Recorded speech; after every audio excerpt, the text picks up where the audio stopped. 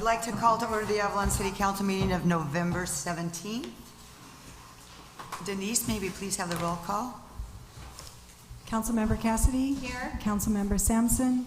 Here. Mayor Pro Tem Olson. Here. And Mayor Marshall. Here. And for the record, Councilmember Hernandez will be here this evening, but he'll be just arriving late.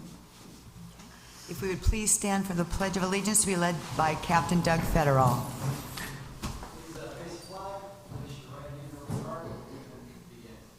I pledge allegiance to the flag of the United States of America and to the republic for which it stands, one nation, under God, indivisible, with liberty and justice for all. And if we could all have a moment of silence for the victims of the atrocity in Paris, France, and at the same time remember two locals, Bill Jones and Mary Tasca, who passed away within the last 10 days or so.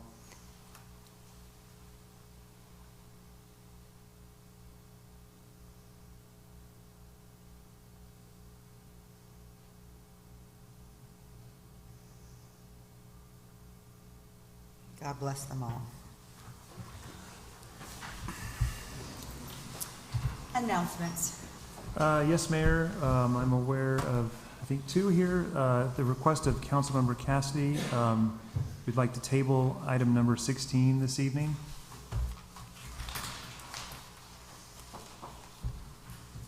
Let's just see if I'm not in. It's under general business. It's the discussion regarding recreation versus community services. Councilmember Cassidy had asked for some additional time to further prepare and study for the matter. Staff, of course, is in agreement with that. We're happy to allow for additional time. We think it's an important topic, and we. Okay. Sure. Secondly, we have two additional proclamations that are not on the agenda this evening, recognizing Dr. Mellon and Dr. Norton, who, as you know, are both departing or have departed from the Catalina Island Medical Center. Excellent. Are there written communications? Yes, I'm aware of 3 pieces of written communication that have been received related to the closed session this evening. And, if I may, Council, I received a call from the county asking if we would read Don Kanabe's letter into the record. Sure. Go ahead. Dear Mayor Marshall, without hesitation, I support Ben Harvey as the city manager of the beautiful city that I love. Ben is aware of the issues which affect Avalon. As a dedicated citizen, he has shown the ability to effectuate change through the governmental political process. Members of my staff and I have known Ben since the mid-90s when he worked for the city of Bellflower. We have always found him to be forthright, judicious in carrying out his responsibilities. Ben continues to demonstrate the leadership skills and integrity that are essential if a complex project is to succeed and professional growth is to flourish.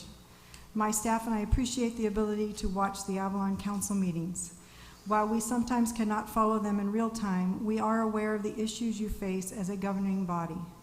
I am aware that the need to review and improve methods, practices, policies, staff performance, etc., has been talked about openly. With Council's backing, Ben has been instrumental in trying to have a more professional staff as well as providing assistance on relevant subject matter. When Ben does not have a solution or the answer, he states so and goes looking for the experts who can help Avalon. Ben's success is attributable in large part to fostering relationships between members of professional groups that exist to better our communities. I am aware that City Council members, city staff, as well as Ben, attend conferences and meetings of the Gateway Council of Governments, the League of California Cities, and other organizations that are actively involved in strengthening California cities through advocacy and education. And Ben has been committed to staff preparation and education as a major focus. I know that Ben has embraced and nurtured his city manager's position within the Gateway Council of Governments, in particular with his participation in the city manager's steering committee. His vigorous leadership and your city council and staff participation in the above organizations have broadened awareness of the unique issues that face the city of Avalon. As I mentioned before, most of my staff has known Ben for many years, and he knows many in the Los Angeles County departments through his previous professional endeavors. We all know that he has brought and continues to bring commitment, a positive attitude, and hard work to all his assignments. In closing, I can only rave about the importance of the weekly updates that we receive since Ben instituted this positive way of communication. This is transparency and democracy at its best.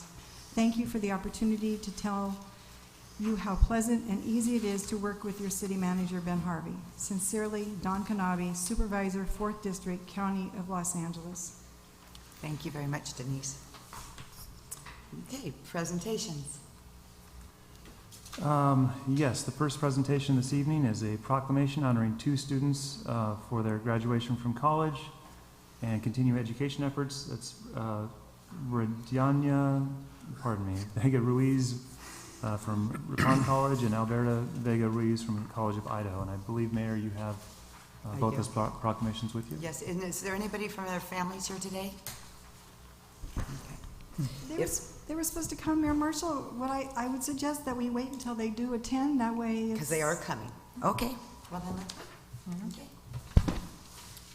We have 2 additional proclamations, which I think you might also have, or maybe Councilmember Cassidy has, for Dr. Norton and Dr. Mellon. The first proclamation, a proclamation of the City of Avalon honoring Tracy Norton, D.O. Whereas on July 1st, 2008, Dr. Norton joined the CIMC, Catalina Island Medical Center team.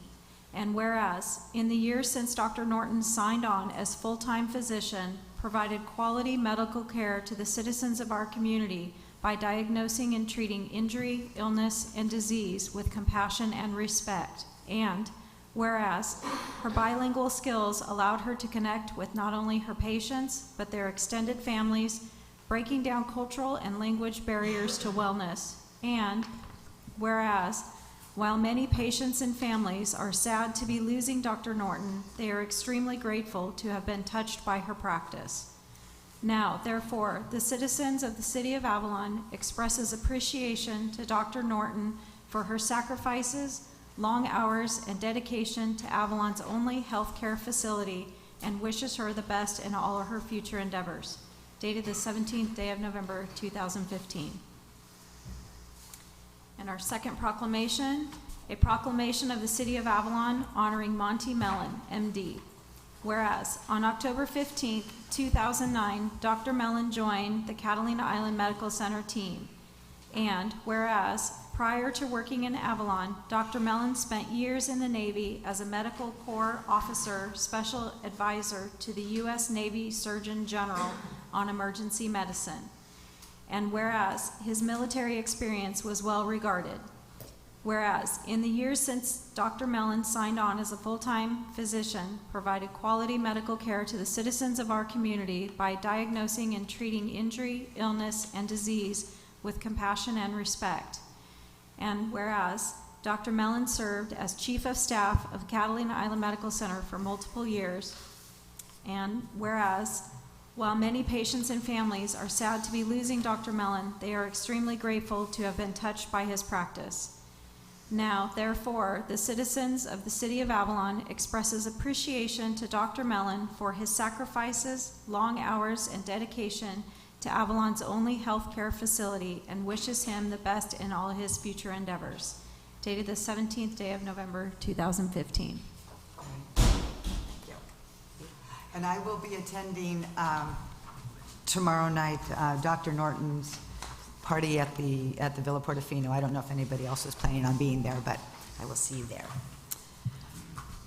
Okay, I think we're ready for the update from Southern California Edison.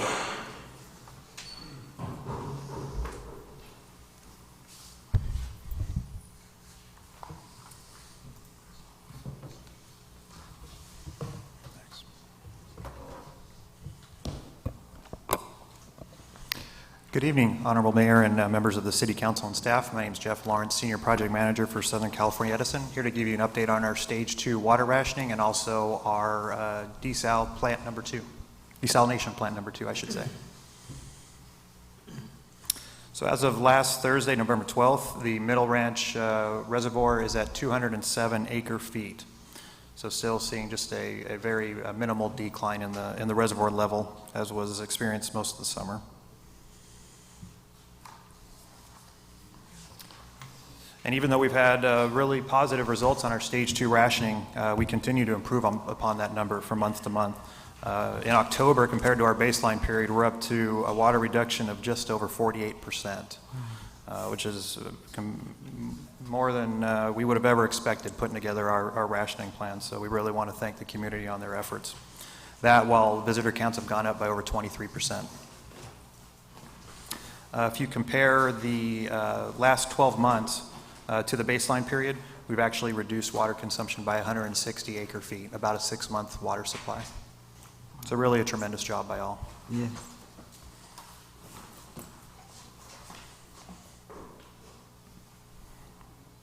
And I kind of jumped the gun there. This shows you the water rationing results for the last 12 months. Just over 41%, almost 42% water reduction in the last 12 months compared to the baseline period. That during the time when visitor counts went up by almost 28%.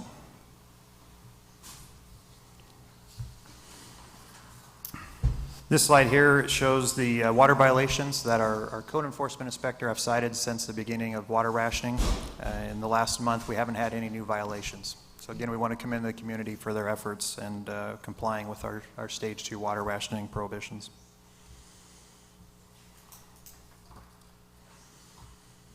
This slide here is showing you the billing periods that have closed on a monthly basis and have resulted in a flow restrictor violation.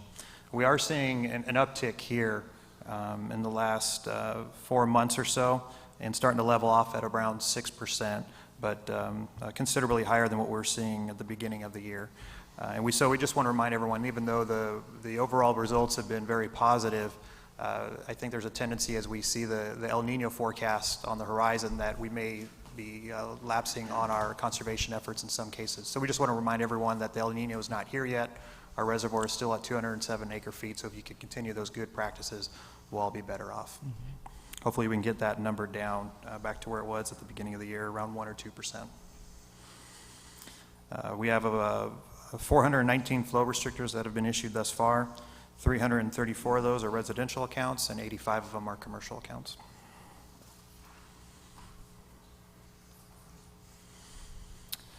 Based on the water rationing results and the latest reservoir level, we've updated our forecast now for reaching that 200 acre foot level to early February, which was extended from December when we were here last month.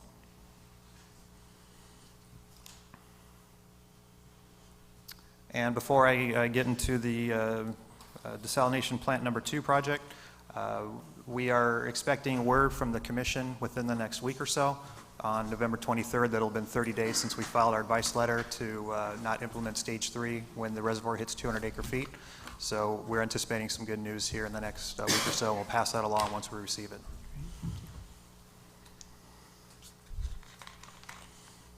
So things have been progressing well on the additional desal plant number 2 project.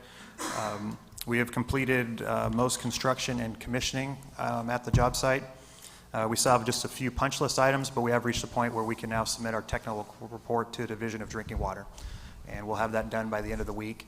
And then we're anticipating a letter to operate the new plant by the end of next week. Very timely for our dedication ceremony on November 30th, which it is an invite-only event, and those invitations have gone out within the last week or so. So we're looking forward to all of you coming by the plant and celebrating with us.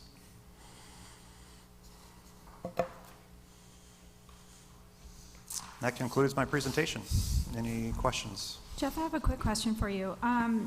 Seeing as how we're coming upon the holidays, is it acceptable for a family who may be having guests come for a week or so during the holidays, could they request a variance for a short period of time rather than an overall variance? And if so, how would you go about doing that?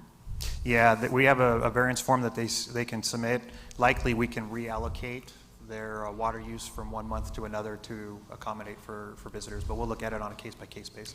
And is that request form available online or here at City Hall, or where could they retrieve it? Where could somebody retrieve it? It's on the SC website, On the SC sc.com/Catalina. They can find the variance reform there. They can also contact our office and ask for Mary Schickley, and Mary can provide them the information as well. Great, thank you. Sure. And is the existing desal plant currently in operation? Yes, it is. It is. We did have it offline from time to time as we're running pilot tests, when we're Mhm. running seawater directly through the new plant. But yeah, Okay. the plant's online. Great. Excellent. Jeff, I've written a few letters recently regarding Middle Ranch Reservoir Mhm. and the dredging of it, possibly. I'd just like to let you know that I'm receiving dozens and dozens of people coming up to me and asking me, why aren't we dredging Middle Ranch Reservoir since it's so low? Or why aren't we at least removing some of the dirt or pushing some of it out so the capacity will be more? I just wanted to let you know personally as well that the people of Avalon are asking about this right now. That's one of the key water resources for Avalon, especially when peak season use is in the middle of summertime. Total output for our desalination units will be 350,000 gallons per day, correct? Right around 340,000 gallons. Okay, so our peak season usage can get up to 400, 500, 600,000 gallons, correct? As well? On a daily average, in the summertime, around 400,000 gallons per day, Okay. with but it- daily spikes as well. Okay, is that in right now when everybody's cutting back? Is that when that statistic has been applied? No, the number was significantly lower than that this past summer. 400 was our average during our baseline period. Okay, so we still have a shortfall. I just want to let you know that I resonate the same concerns as my constituency, which is in the near future, I'll be writing more letters and I'll be pushing hard for Edison to get out there, maybe get in line with the Conservancy and the Island Company as well. The wells that are producing up here in the golf course are producing very little water from what I understand. I'm not sure how many more holes that they're going to poke in the ground up here, but that water will not be exclusive. My understanding is that water will not be exclusively, and this information came from the Vice President of the Island Company Real Estate, not Chris Wilhelm, but the other gentleman. I just want to let you know that we're not getting the water that these guys aren't getting the water that they wanted up here, and it's not exclusively for the people of Avalon. So their efforts would be utilized better if they concentrated on Middle Ranch, and the water that they generate from that went to the pool as opposed to being earmarked for future development projects. That is for the Island Company. So you'll be hearing from me in the future about this. I'll be continue to write letters about it until maybe somebody does something. That is hopefully before it starts raining. Okay? Appreciate your comments. Thank you. Thank you. Any other questions? Questions from the community? Thank you very much, Jeff. Thank you. Thanks, Jeff. Sure. Thanks, Jeff. Okay, city manager report. Yes, Mayor, just as a follow-up to the email that I sent to you and the council earlier today, the $500,000 honorarium from Anheuser-Busch for the Whatever USA Up for Whatever event is being sent to the island as we speak. I think I sent you all even the FedEx tracking number so you can follow it.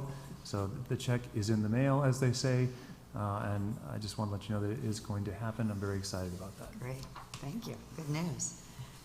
Okay, and city attorney report. Yeah, so I put in front of you a little memo regarding the cultivation of medical marijuana.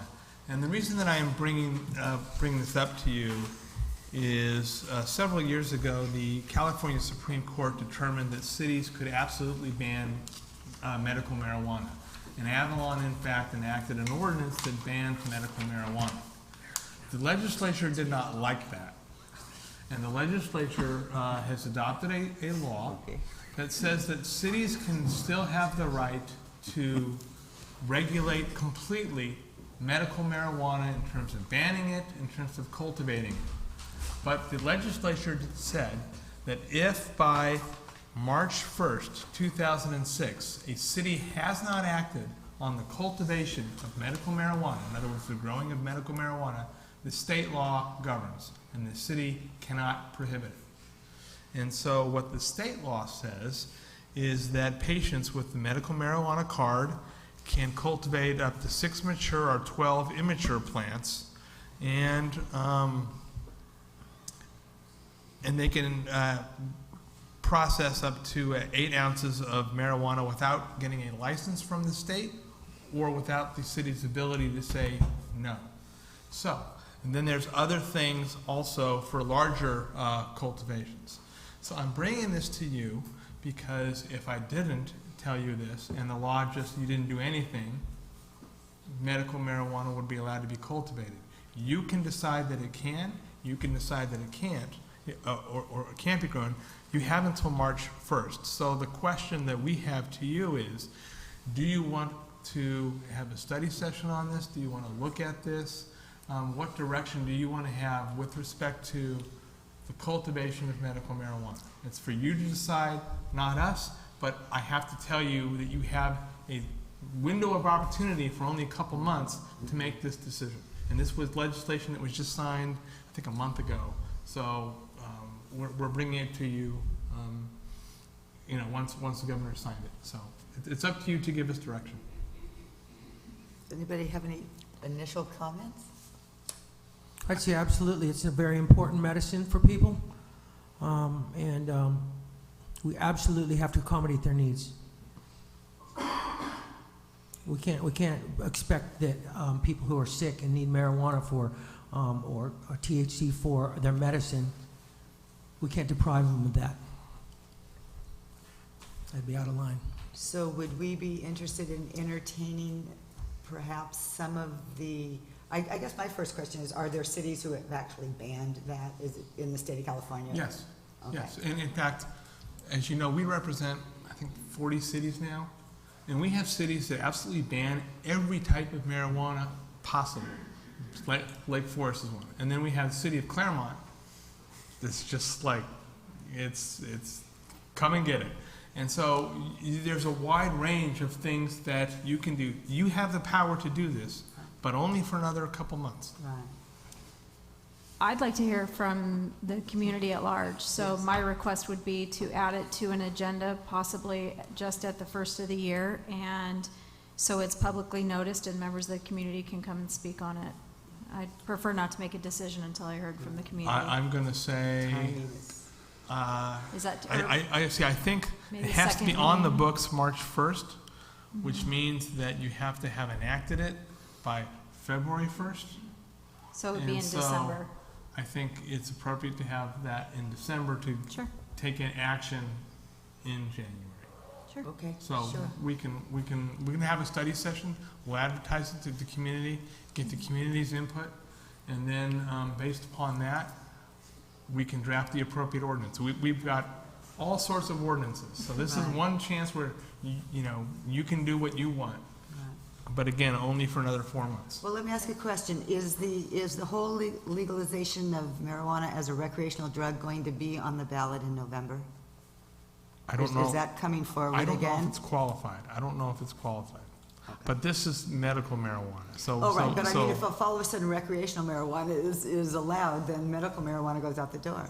No, we can outlaw that. We can outlaw recreational use, Oh. and you can. If the well, I state don't know. approves it? I'd have to look at the initiative because the initiative is, if it's a state initiative, the state may say cities can no longer regulate the recreational use of marijuana. And so we'd have to do a full analysis of that initiative. There are several initiatives bouncing out Oh, are they? Okay. around there. And that'll be after the fact anyway, so we need to. Yeah, well, I before mean, that. Right. you have, so we'll have a study session in December Okay. on this. I think Councilmember Cassidy was for an agenda item, weren't you? Yeah, just a Yes. regular agenda item, not a study session.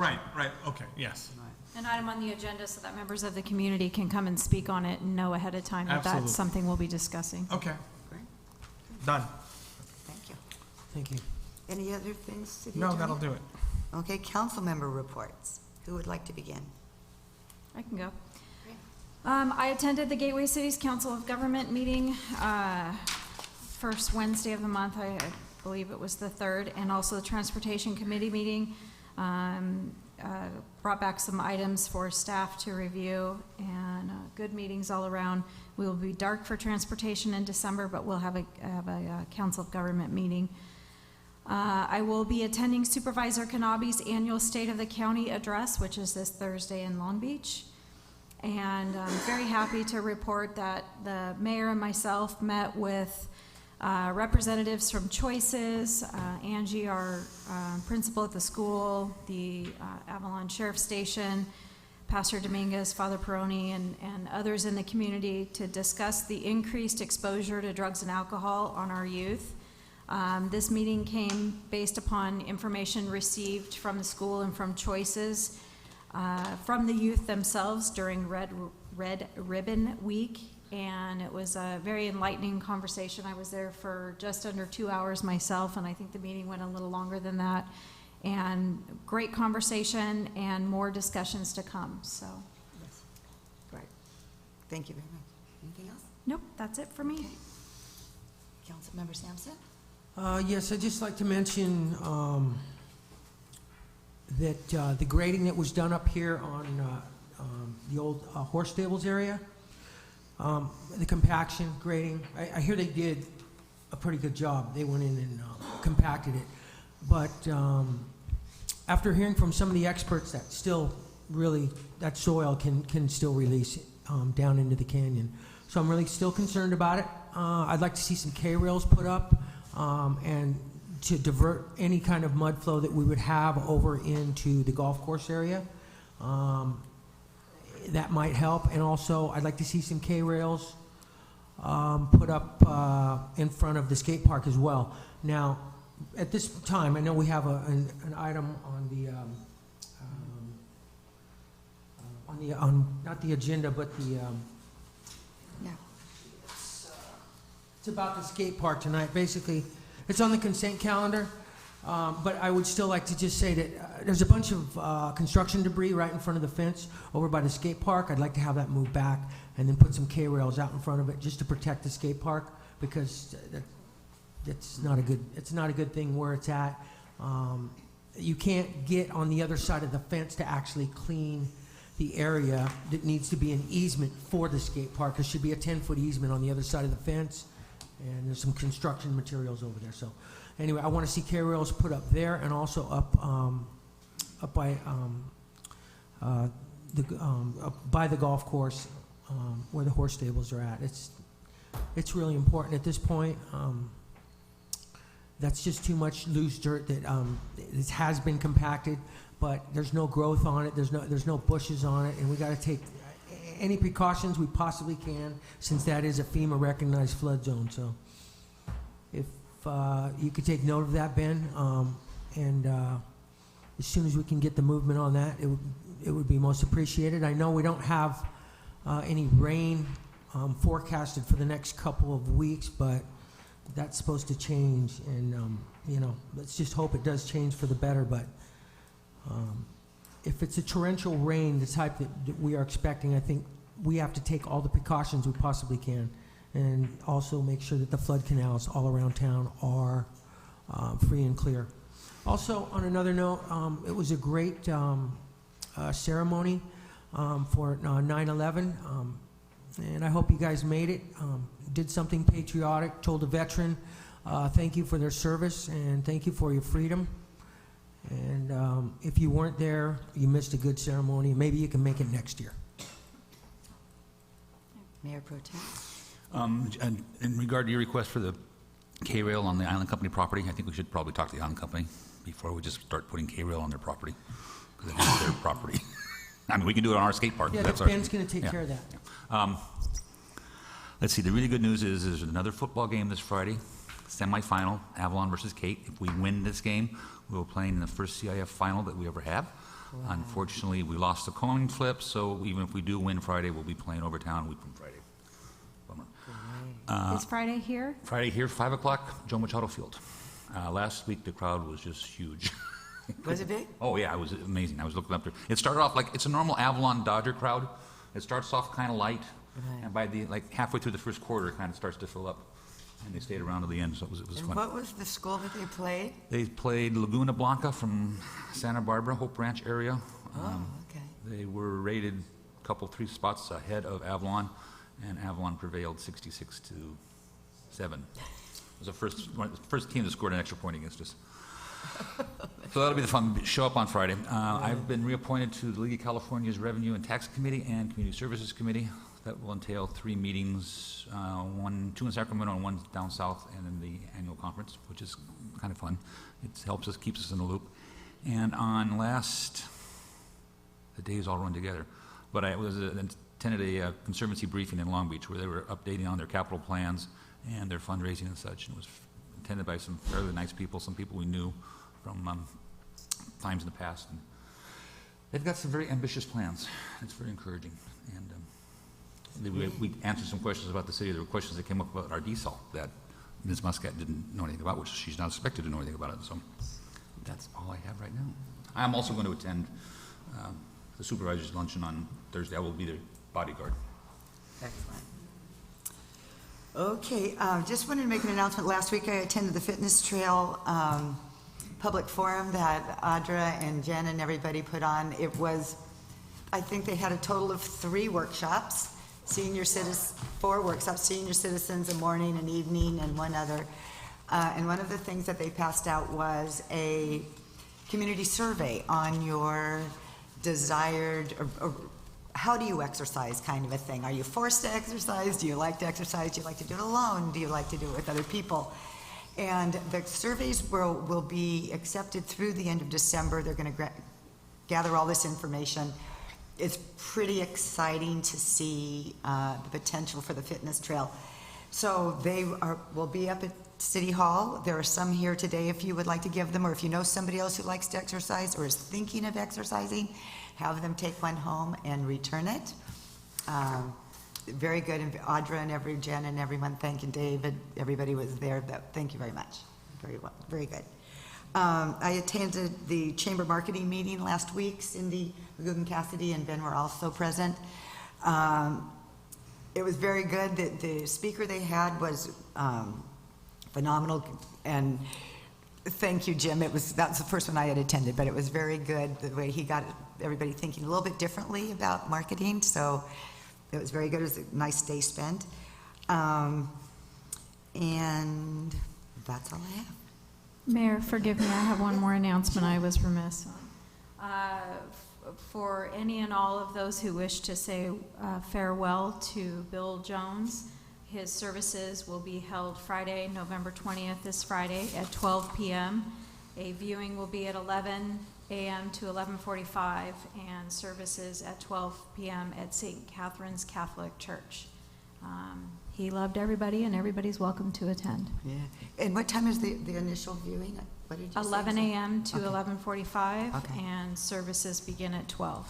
Okay, thank you. Very nice, thank you. Okay, oral communication. This is an opportunity for the community to speak on an item that is not on the agenda. You will be limited to 3 minutes and no action will be taken. I might be about 20 seconds over, but my name is Paula Patterson, and I live at 221 Whitley. And my purpose for speaking tonight is to rekindle the City Council efforts to enforce a ban on both plastic disposable bags and polystyrene or styrofoam in Avalon. At this point in time, enforcement of such a ban could potentially be implemented by our City Council and implemented before the next season.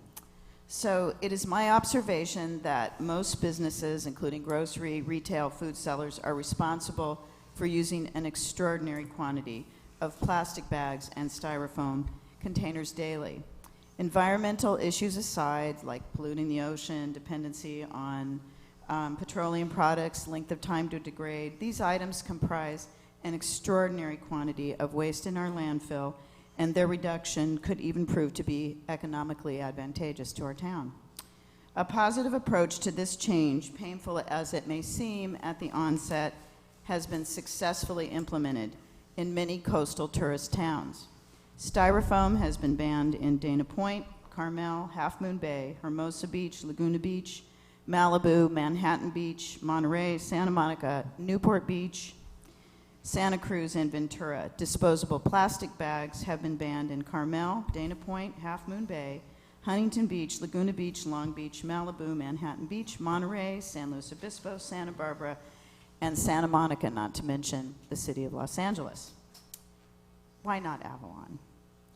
Many of these cities have worked with grocers, and we have only one entity to manage here, to offer paper bags at a cost of 10 cents per bag.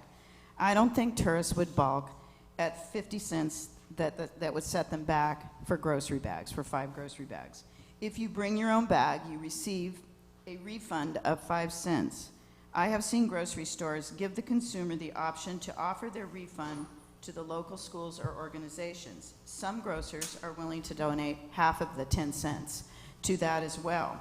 Many towns have made this part of the ordinances of enforcing this ban. This turns what begins as an inconvenience into a windfall for positive projects undertaken by community organizations.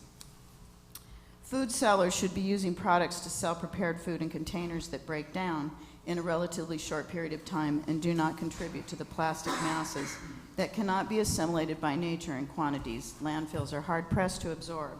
Many food sellers in Avalon are already using these products. I believe all should be required to do so, and styrofoam products should not be sold at the markets as well. It is my opinion that Avalon should take a proactive stance toward making reusable bags a daily habit before it becomes state law. It is on the November 8th, 2016 ballot as SB 270 and has considerable support despite the strong lobbying efforts of the petroleum industry and bag producers. But more than that, it's the right thing to do. Our little town is struggling with the effects of an increasing year-round population and a burgeoning tourist trade.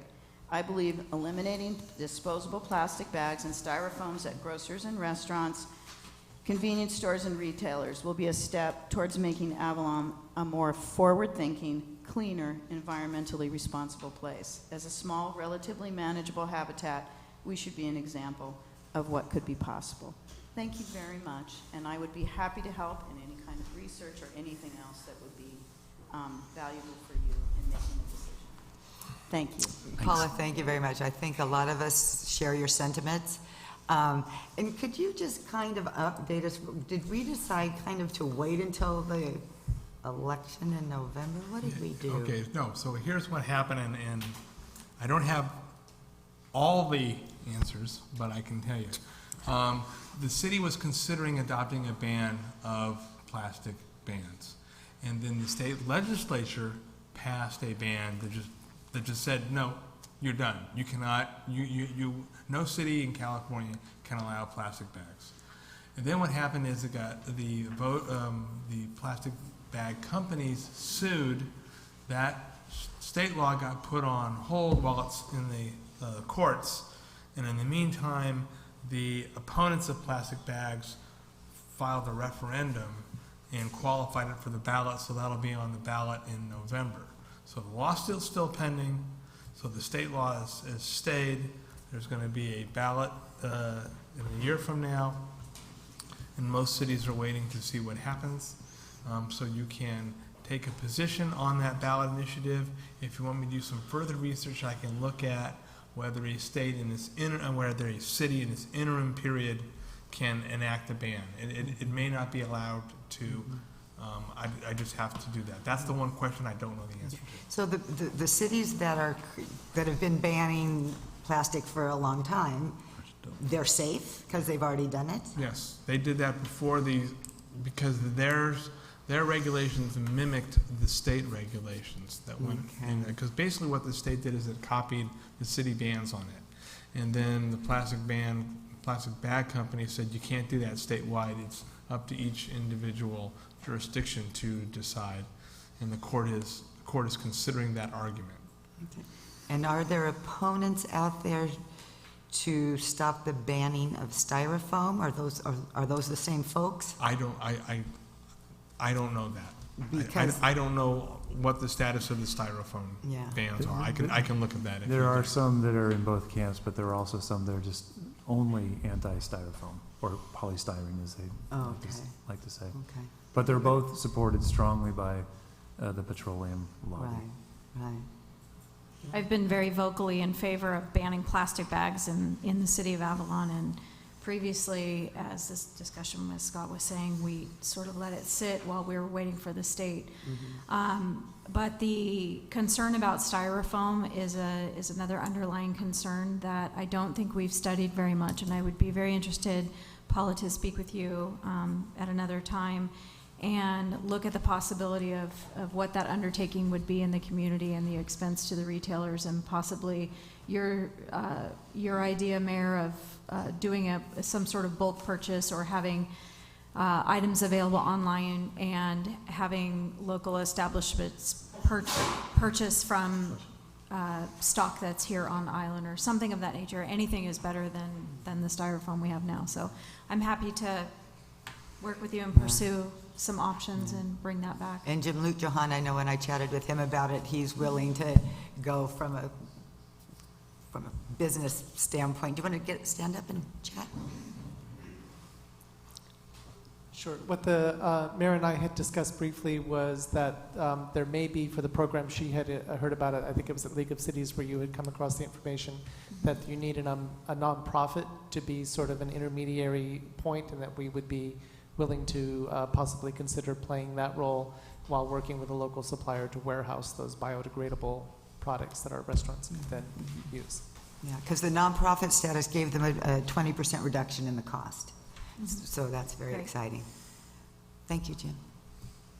Just another point on the business aspect that you hit on was, it is up to every business to do their part as well until something more broad comes forward. And the city was really forward thinking when we did our lease agreement with our concessionaire, and we put in the contract that they're not allowed to use any styrofoam products up at the Joe Machado Ball Field. So that is just kudos to you guys for making that leap. And at one point, the Conservancy Education Department had brought forward several different eco-friendly options for to-go-ware and wanted to have a venue to showcase that. So perhaps they would also be a good partner in the community as well. And maybe at an upcoming chamber mixer, some of those options could be featured. I know Annie brought that idea forward. Excellent. Thank you. Thank you. And thank you, Paula, for bringing that forward. So that's an excellent segue for what I came this evening to share with you all and with the members of the public, because ultimately this is about keeping things out of the waste stream while also securing information that could be harmful if gotten into the hands of the wrong people. So as some of you have heard me reference, we've started a new program in addition to our mixers that we're calling Fixers, which are opportunities for residents of our community or business owners in our community to learn about how to fix a possibly ongoing or nagging problem that they might have. And they're open to all. You do not have to be a chamber member to participate. It's a community-wide effort. And for this first one, we've partnered with the City of Avalon to offer an event that we've titled To Shred or Not to Shred. And we will be staging 2 meetings right here in council chambers on December 8th, one at noon and a second one at 1 p.m. to allow people, since it's a cruise ship day, we wanted to have 2 opportunities for folks to come so they could leave other staff to cover busy counters and registers that day. And we'll have an expert informing us. Her name is Helen Streck, and she's the president and CEO of Kaizen InfoSource, and they will provide the currently best recommended practices for what and when to shred important documents. We will follow that up on Tuesday, December 15th with a 9 a.m. to 3 p.m. drop-off out of the Catalina Freight Line, where you can take 1 full-size banker's box full of documents for $3. And a banker's box, if you don't have the measurements, is 10 inches by 12 inches by 15 inches. Doesn't have to say banker's box on it. That's just a reference point. And by doing that, by participating first in the quick 1-hour meeting, you'll learn what's appropriate to shred, and then you can put all those items in a box and make room for all those Christmas presents that are going to be coming your way shortly after that in your attic, and keep a lot of paper and waste out of our local waste stream. So I have flyers here if anyone in the room wants one tonight, and it's also on our website, and I believe the city's you've put it out in your documents and in the Vaughn's Monitor as well. So, Great, thank you. That's a wonderful service. Excellent. Any other? David Hart, City of Avalon Recreation. Besides the football game, Avalon High School has actually had a very successful fall season with their cross-country team qualifying and participating in CIF prelims. And also tonight, the girls volleyball team just played in a semifinal match, which was texted to me was very close, but they fell just short. So hopefully we'll all get out and support the football team and encourage them and push them through to the finals. With the city, we had just finished a successful AYSL, that's our youth soccer league. This year's program had over 167 participants in it, and for the first time, we were able to generate a greater participation amongst the female athletes by creating their own league for the older class of ladies, 10 to 14 years old. Now with that ending, we are moving now into flag football, so we're letting everybody know that the flag football signups are starting to happen. Last year we grew it from 19 participants to 66 participants because we made it a no contact league, and we believe we'll grow it to about 80 to 90 participants this year because it's become very female friendly as well, because it's not, there's no contact involved, it's just pulling of the flags. And many of the girls have seemed to be very encouraged and excited about participating in a sport that's always kind of left them on the outside. To participate, it's just $33, which includes their uniform, their flags, their mouthpieces. And the last day to sign up is January 4th. I also want to take this time to thank the volunteers who come up and the parents who come up and coach and those who do step forward and referee. I know reffing can be a hard part of volunteering in sports, but we do appreciate that. We encourage more people's participation. We are creating a volunteer program to help educate them on how to be better refs, better coaches. We give them diagrams, we give them coaching books, and so don't be afraid if you don't know. This is a great step to move forward. If you ever wanted to help and participate in improving the lives of young kids, please feel free to see me here at the city, and we'll help you along, and we really appreciate the help of the volunteers. Last but not least, us at the Recreation Department also were very excited to hear about the check finally coming. And so in response, I have emailed each one of the council members the draft report that we have on synthetic versus natural turf systems to so you can be better informed on the differences and which way we should be leaning to or not leaning to give you a better idea of how to move forward with the Joe Machado project. So if you have any, we're very eager for your response and input. If any of you have any questions on it or want more detail, I'm free anytime to speak to you about that. Thank you very much. Hey, David, yes. Before you go, can I just ask you, you've been to a few different fields and checked out some yes. of the different... Probably about 15. You yes. have? You yes. have a good idea of what kind of field that you think yes. would be a good universal product for the yes. Joe Machado? You yes, do? I do, and I actually put that in the report. You did? Okay, yes. great. If you go back into that field to have another look at it before you select it, let me know, and I'd like to go with you, okay? Okay, perfect. Yeah. Perfect. I would love to do field trips with you guys yeah. on that. Okay. All right, thank you. Thank you. Thank you. I just wanted to give a brief, Jordan Monroe, Management Aide, City of Avalon, in case you didn't recognize me. I wanted to give a quick update on the status of our state of emergency that we declared due to the two natural disasters from 2014. If you recall, we declared state of emergency. From that, we received a director's concurrence letter from the California Office of Emergency Services, Cal OES. And so we began processing the CDAA, California Disaster Assistance Act funding opportunity, identifying projects on city property for permanent structures. And we just received our first notice of obligation and payment for our the damages due to the on the beaches for the beach sand replenishment effort. So we are receiving the notice of obligation of payment covers $28,370, which is 75% of the total cost of that particular project, as well as $2,837 for administrative allowance, which is our time that it took to fill out all the paperwork to process this. So we're really excited. We got some recovery funds from this, and that's just the first of about 12 different projects we identified and properties that were damaged via the storm. So it's very encouraging, and we'll keep moving forward with that. Great, thank you. That's good. Anyone else? Thank you, Jordan. Okay. Oh, excuse me. Hi, Pam Alberts, 217 Calle del Sol. I'm here to talk about two topics. The first is housing. I'm a little concerned because, and maybe you've noticed it too, there have been notices posted on the arcade board, more than I've ever seen in November.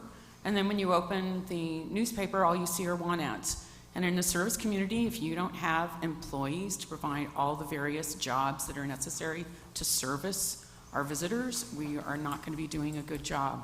So I would really ask the City Council to reconsider placing the Whitley property, the East Whitley property, on the market. Land is the biggest impediment you have to providing housing. You have housing set-aside monies. The fund, I'm not really clear on how much is there, but it can only be used for affordable housing.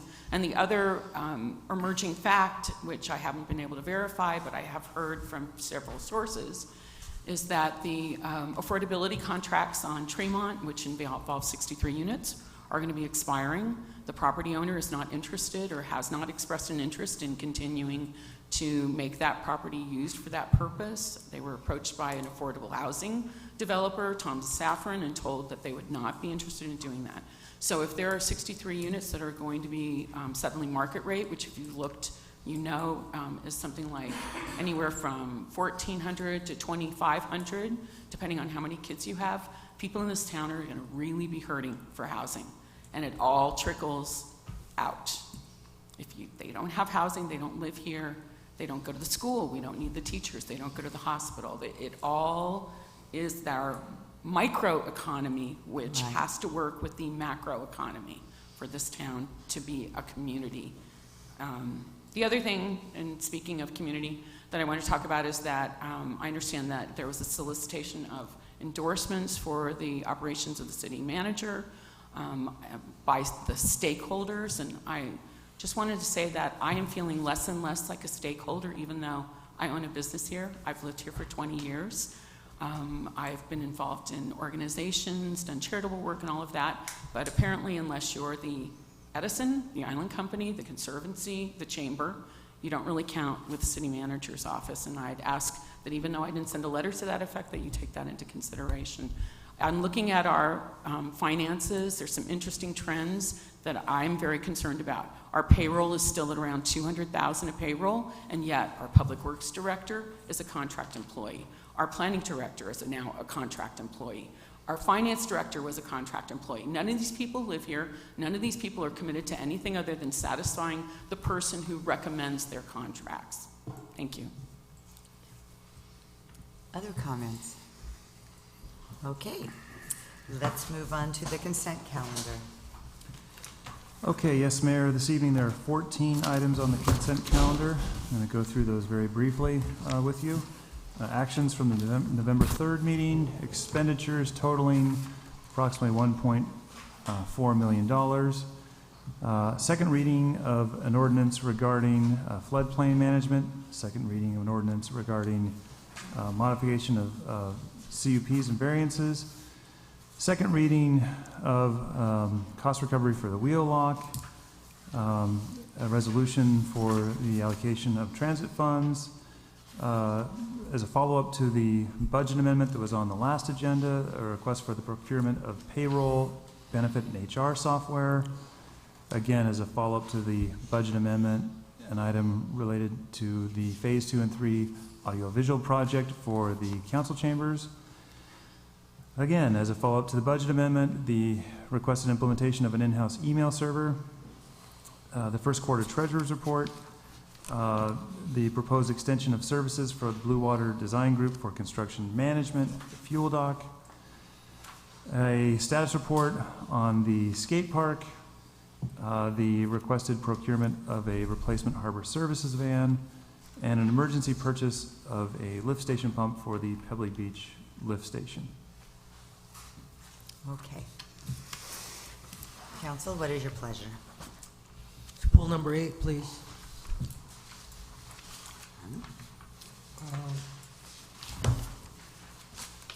Or number 12. Scratch number 8. I'd like to pull number 12, please. 8, so keep it on. Okay, number 12. Okay. Anyone else? You're good with the rest? Okay, is there a motion? I'll make Motion. them, oh, go ahead, Joe. Motion to approve consent calendar items 1 through 11, 13, and 14, please. Okay, there's a motion. Is there a second? I'll second. Okay, comments from the community? Okay, call for the vote. 4 ayes and 1 absent. Councilmember Hernandez. Item number 12. Yes, sorry, I fixated on number 8. Let me go back to 12. Yeah, that's Sorry, okay. pulled the wrong one. Okay. Yes, item number 12 is here at the request of Councilmember Sampson. This is an update on the Avalon Skate Park. So what we've tried to provide in this consent calendar item is kind of a summary of the history of the skate park from its initial construction in 1995 through current date, including donations received, insurance requirements. We are in the process now of implementing repairs and scheduled improvements to the skate park. Council did adopt $2,000 in their 15-16 fiscal year budget for that purpose. We would, and we have been, like to talk with the greater skate park community, as we like to call the enthusiasts of the park, to put together a plan for improvements, repairs, the future, if you will, of the skate park beyond what we've already slated for within this fiscal year. We'd like to take that plan and monetize it, and then we'd like to come back to you showing you the components of the plan, how much it costs, if there's any grant or partnering that could be available to help offset that.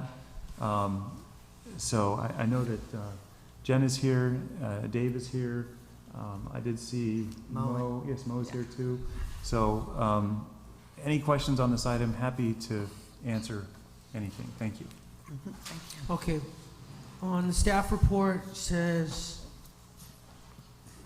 okay, it does say that there was going to be staff, Public Works, helping out on November 14th, 15th, when Chris Arnold was installing a skate light, and nobody showed up from the staff. So I did show up. So I guess you could count me as a staff member. And Chris probably, the time he spent down there was probably 15, 16 hours at least, 17 hours, and I probably, between the 2 days, and I probably spent maybe 12, 15 hours down there just cleaning up. Skate park, my question is, why is it not open? Parsec, our third-party insurance provider, provided us with a list of improvements that they would like to see implemented before it was open. So we're in the process of trying to do that, along with Mo and with Chris and yourself and others. I want to take this opportunity to apologize for the miscommunication with the Public Works team not being available this past weekend. One thing that did hinder us in that somewhat was unfortunately a saltwater leak over the weekend and some other repairs. But again, my apologies for that. We will make sure we don't get wires crossed going forward. But Parsec has wanted to see some improvements in order to make it a safer environment. And once those are completed, we will reopen it. We want to get it open just like you do, as quickly as possible. Okay, yeah, there's a public outpouring for the skate park to be open. Our kids are actually suffering without a skate park. It's a terrible thing. I mean, there's kids that live, eat, and sleep, and drink skating, and it's just a shame that it's been closed down. And I also think it's a shame, excuse me, Yoli, for a minute, I'll get you in a sec. I also think it's a shame that all that trash and all that construction debris is being stacked up right against the skate park. It's claustrophobic. It's not safe. It's a place for vermin to gather. It's a place for kids to hang out, and we're not sending a good message. And also, we need a 10-foot easement around the skate park. There's a lot of other things we need, and I'll get to that, but I want to hear what... Hi, Yolanda Montano, number 20 Canyon Terrace. I've been following this item. Well, it's never been an item on the agenda to call to action. So I'm hoping we can solve this problem sooner than later. It's been going on since 2013. And every time it's on here, it's like it's just held over for another month until you find out, you know, your analysis or what it's going to take. It's been 3 years now, almost 3 years now, and this is a skate park that our children really need. I mean, it's dilapidated. People are up there drinking, doing drugs. It's not a safe environment for our children to be around. I just want to know, what is the holdup? It's not rocket science. You can't get people up there to help out and organize to fix this.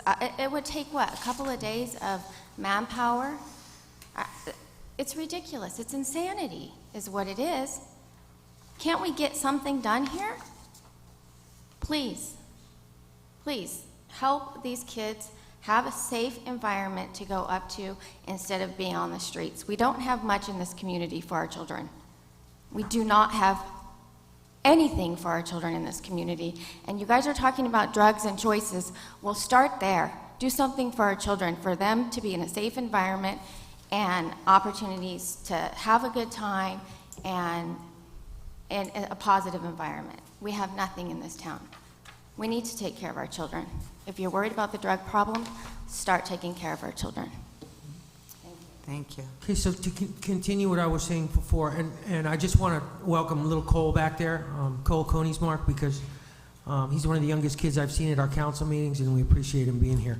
And he's a little skater himself, so welcome you guys, Coney and your dad. So there's some things that are that have come to my attention over the last couple years, and that is the previous councils were not as hip on skating as we are. When you take $50,000 or $100,000, I think there was $110,000 that was given to the skate park and the Performing Arts Center to split, I believe equally, and that money was diverted to Joe Machado Field, fine and dandy. But the thing is, that was the previous council.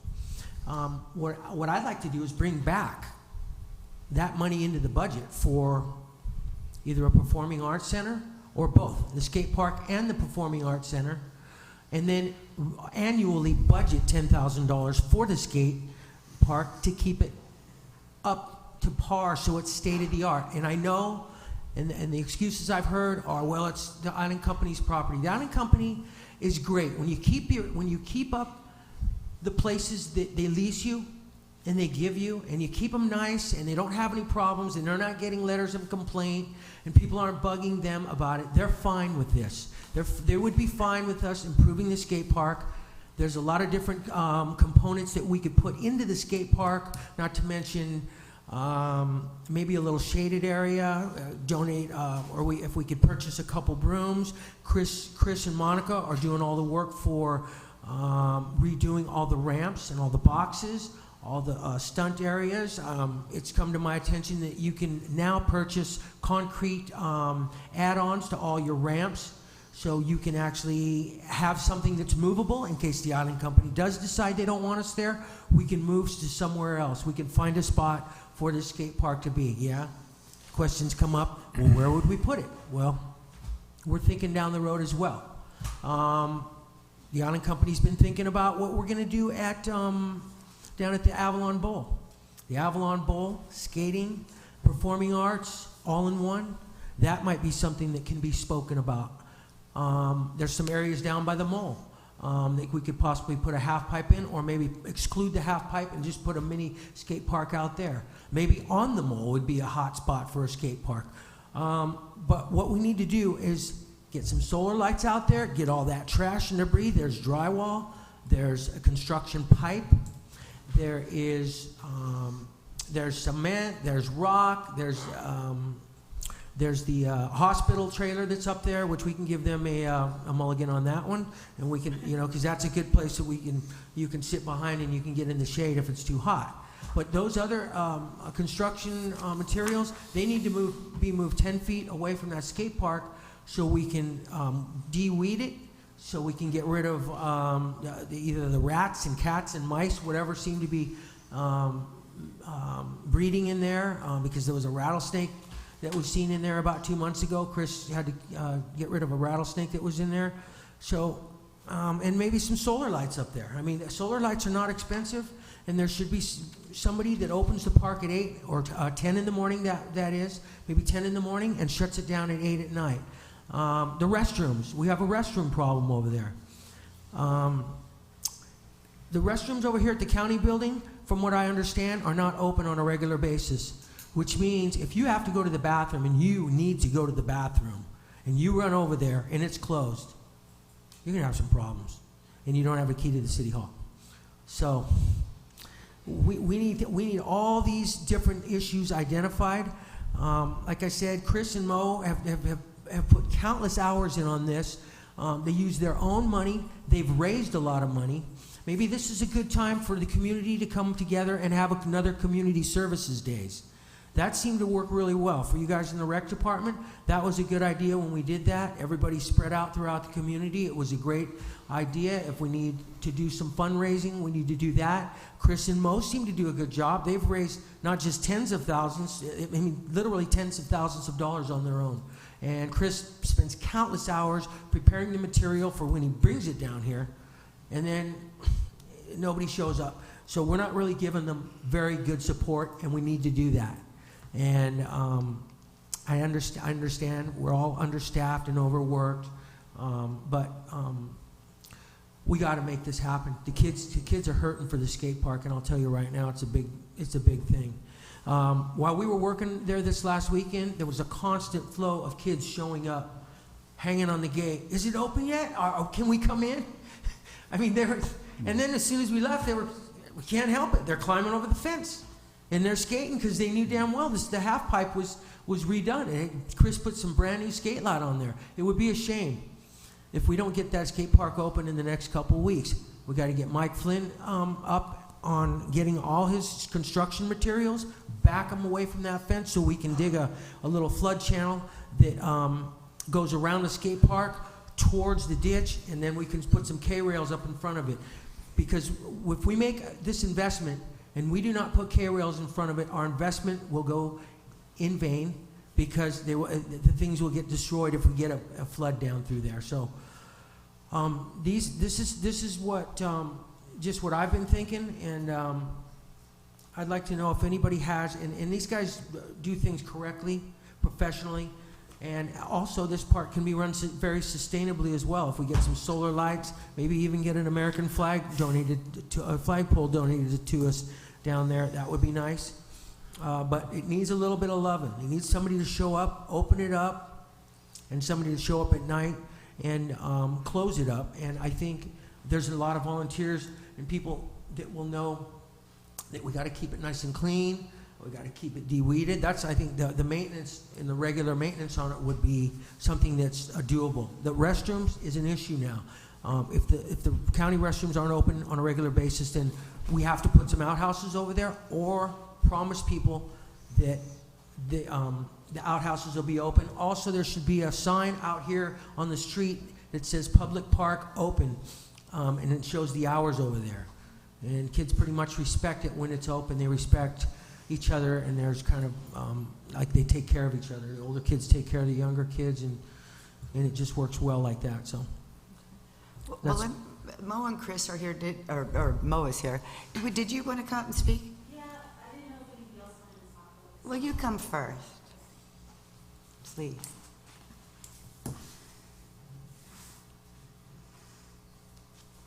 Monica Seals, 225 Whitley, CSC Board Shop. I feel like it's deja vu, kind of Groundhog's Day for me. Park's been out there for 15 years, and everything that's in that park has been pretty much volunteer funded. donations, whatnot. The last time we were here, I think it was April, I was here twice in 2013, and you only mentioned 2013, but this has been going on since 2000. I mean, I've got newspaper articles from 2005, 2009, where people are talking about, we gotta fix the skate park. And it just seems like what Yoli said, this never becomes an action item. And I was really hoping at the last council meeting when Joe brought this up, that it was gonna become an action item, and then to see the agenda and it just being talked about again is kind of frustrating. I know Ben wants to work with us. Chris is really the only one that's been really, I mean, he's put so much effort. I mean, he's up right now, up at Straight Up, that's why he's not here. He's up at Straight Up Builders, trying to get some stuff ready to go for this weekend. I really would like to see some money. I mean, really, I think in order to stop this cycle and to give the community and the kids what they need, we need a good chunk of money.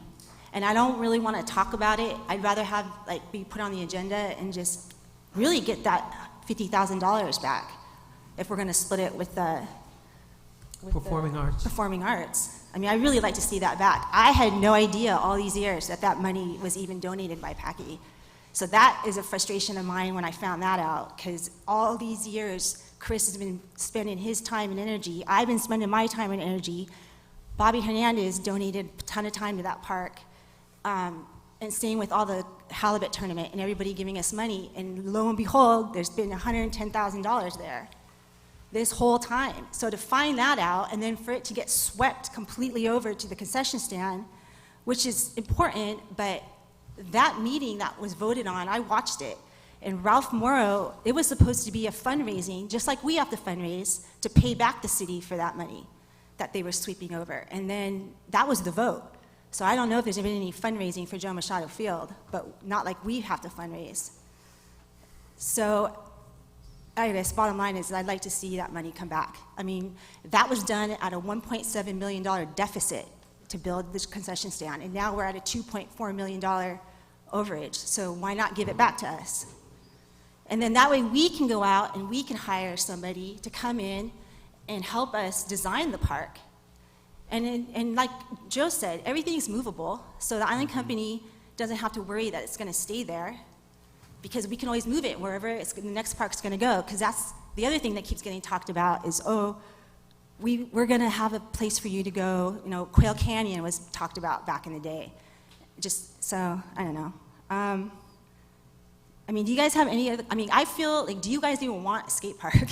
Because Annie, I don't know if you remember, but you're the one that told me in the beginning when we had the skate park out in front where the fire station is, that you better get your butt up there because it's not on the agenda to re-put that skate park. Mm-hmm. And I did, and we had the kids. I mean, Bobby Koenigsmark was probably 13 years old, 12 years old. I mean, those ramps that are in there, the kids that skated the same exact ramps, now their kids are skating those ramps, and so are we going to have the grandkids skating those ramps too? I mean, it's just, it's really needed. We have a skate event that's coming on its 5th year. It's kind of embarrassing to have a park looking the way it does like that back there. I mean, I don't know. If you guys have any questions for me, I mean, I know the history of that park back and forth, so anyway, that's all I have to say. Thank you. I hear your frustration, and those of you're speaking for the children of Avalon as So well. Monica, you would be interested, I mean, you'd be interested in helping us go forward with this if we made a decision as a council to help organize it and maybe get some consultants over here, maybe even from Phone Ranch or something, or somebody that you know. I mean, we've both been to that Phone Ranch study session at the League of California Cities. At least I've been to it a couple of times, and the guy's really cool, and we could probably get him over here. So you'd be interested in helping us with that, correct? I mean, yeah. Even Ed, okay, so for instance, we have a pro skater, Ed Templeton. He comes over here, he loves the island. I've known him since I opened up the skate shop. He could even come over, I'm sure he would. He's got a big interest in the park, and probably just help us design it for free, maybe even. And then Chris is willing to, you know, to help build and stuff, but I mean, and to get it expedited instead of this every 3 to 4 years, I'm up here and we're talking about how bad the park is. It'd just be nice to have a chunk of money just dedicated so we know there's goodwill so that we can go and talk to people and say, okay, we've got this amount of money, come over, what can you do? What can you do with this space? And just get it done. Because right now it's being done piecemeal, just like what was going on with Joe Machado. And how Michael Ponce was so, I mean, I listened to all his quotes, and it's just about we're giving the community subpar products and this and that. We expect them to live with it. The passion that he had for Joe Machado is the same passion that I have for a skateboard park. And I wish the council had the same passion too for it. Because when I watched that meeting, I was just like, well, there you go. You know, that's how you get stuff done. It's like, you just got to do it. And I think if we had that money, it'd be a lot quicker to work with the rec department and, you know, to get something done there in the time frame for next summer. So the kids, you know, so finally the kids can have something that they're proud of, because I think pride of ownership. There was a time when the park was great. It was great. It's just gotten worse and worse and worse throughout the years. And part of it's because we always talk about Island Company not owning that land and this and that, but it's been there 15 years. And if we knew about that money back in 2000, we would have a nice park, you know. And now, I don't know, it's frustrating. I'm frustrated.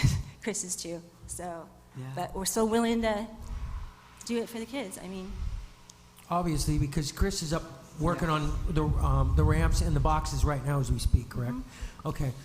Yeah. Thank you, Monica. If I could, council member, sorry to interrupt. One of the things that I put in my staff report that I'd welcome being tasked with is developing a plan, because I'd like to bring back to you a plan with components that need to be addressed using Chris and Mo's input, other people's input, so we can monetize that, so you guys know what the cost is. But then also, to some of the points that have been raised, you know, discussing this with the Island Company so that they're aware that we want to make this investment on their property, in the interest of being open about that. Well, but let me ask you, in the interim, to get the park open, based on Parsac's scenario, doing these 6 or 7 things that are here, which some of them say to be done by November 14th and whatever, with this alone being done, does that open the park? Yes. Okay, so that will open the park with, Yep. Go ahead, Mo. I have the Parsac thing that Dave gave me, and what I read in there was also that the K-rail, that there really does, Parsac, there has to be a 10-foot perimeter around that skate park, free of debris and free of all that stuff. That's okay. That's doable. That's so doable. we can get all that stuff moved away. Yeah, we the can. hospital trailer. Yeah. Okay, because that was on the August 2013. Let's be clear. I mean, some things like the hospital trailer, that I can't commit to getting that moved. But at the same time, I don't think Parsac's going to dig in their heels and say you absolutely have to move the hospital trailer. The hospital trailer is like 4 or 5 feet away. Yeah, I think we could just, we don't have to find a new home for it, we can just move it. Yeah. So as long as we reorganize what's there into, like when Mancini had his equipment and his construction materials on the Field of Dreams, it was all really well contained within temporary fencing, away from the skate park. It was closer to the LA County building. That kind of thing is perfect. Right. It just each, you know, as most telling you she's frustrated each week, it's like a new construction site. Right, we have a stages scarcity out of land, as there, everybody so. knows, and you saw it when we had the Whatever USA event, when we needed to clear it off. Guess what? We got it cleared off, and just people out of convenience, it starts creeping back. We can definitely take care of that. Yeah. Well, because it is still our land in the eyes of the Island Company. No. It's back to the Island Company Well, land. I'm just differing with you because they've never viewed it as our land. Okay. Do we still have a temporary lease on that, or is that just gone by the wayside? We don't have an active lease for that property. We anticipate having something temporary with them, yes. Okay. So when someone says, I want to put museum equipment or whatever on there. It's their property. It's the Island Company's property. They're going to the Island Company and saying, Island Company, can we put it on there? And they go, yes. Or sometimes what happens, because people just think it belongs to the city, they come to us and then we approach the Island Company and say, so-and-so would like to temporarily Okay. put this here. Is that acceptable, yes or no? Do you think, because, I know we have, we've got the horseshoe pit over there, and we've got the stuff over there. Is there a way, working with the island company, we say, any stuff that's there, it may go in this quadrant of the thing instead of, I'll put it there, or I'll, like all the tree trimming trucks were over there. If there's a way to, because there are still children who want to play on that dirt area, even though it's a mess. And that brings up another question. But if there's a way we could just say, hey, when they do come with this, this is the area that's designated for this. It's just not wherever you want to show up. Well, what the island company has told us is that they're not looking for that to be an impound lot. So that unless they've provided some type of express approval for it, they don't want that to be a storage area. Right, but I guess if they're gonna, if they do give it approval, I guess can we be a little particular about where it's placed? Sure. Like because what is happening now is, because I walk the dog up there just about every morning and in the evenings, and they're drinking back there. It needs to be open. If our kids are gonna be skating there, that does need to be where people can't hide and sneak and play on that stuff as well. Okay. So I would like to hear from the rec department, Jens, if you wouldn't mind. I'm hearing conflicting things, than one particular conflicting item than what's in the staff report. So I would just like a clarification. The staff report appears to me as though you're still waiting to communicate with Mo and Chris on the future plan, or communicating on what's happening right now. Well, I think Mo's synopsis, Monica's synopsis of the reality of the situation is really true, in the fact that, the money that we have budgeted this year, along with the money that they have fundraised, will that open the park? Yeah, that'll open the park. Will we end up in this situation 2 years from now? Yes, we'll end up in this situation 2 years from now. Absolutely.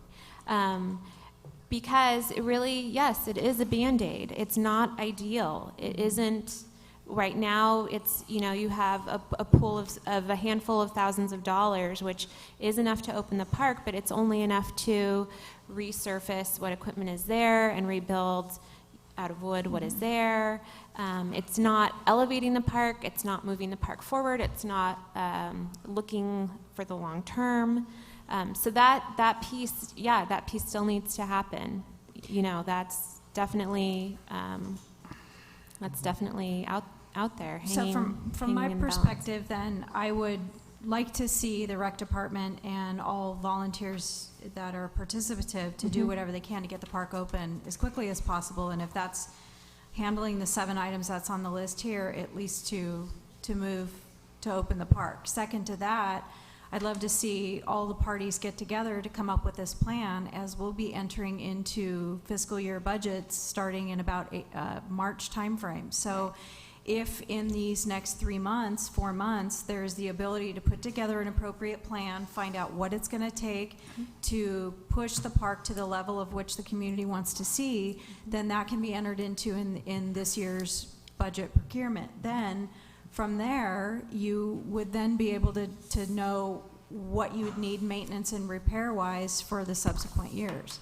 I mean, it's uncomfortable for me to want to just throw a blanket dollar figure at a discussion without having, we could do full repairs and rebuilds and possibly get Lions, Rotary, other members involved to offset some of the labor costs, and do something for $30,000. I'd hate to throw, hypothetically 10.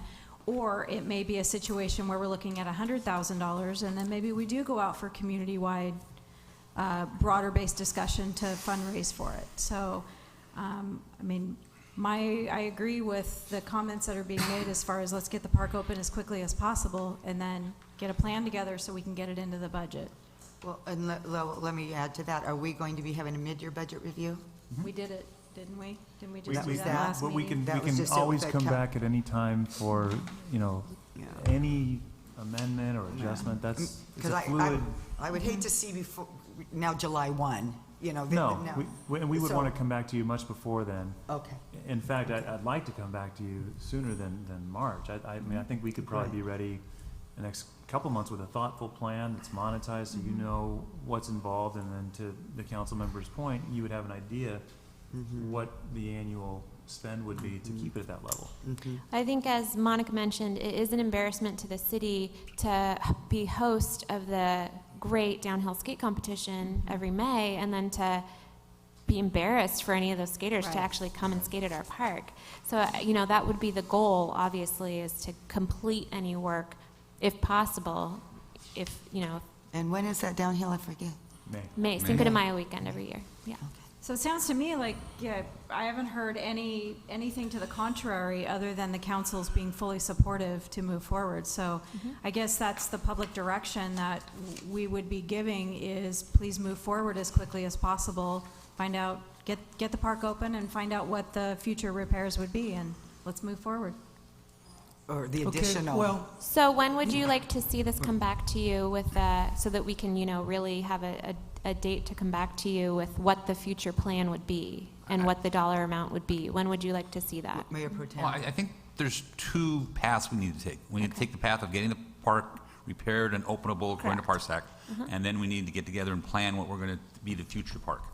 And I'm not sure what the timing on the future park is. I think the repair thing, if you need additional resources from the city, you should be coming to us sooner than later, so that we can get it open, would be my thing. I mean, the action plan is direct the city manager to oversee the rec department's efforts to continue to work with the skate park community to address the identified repairs, which is Parsac's needs. Right. And then the second one is direct the city manager to oversee the rec department efforts to work with the skate park community to develop a plan for future improvements, including potential cost and funding sources. Right. And I think those are two separate identifiable paths. I think we should go down both those paths. Yep.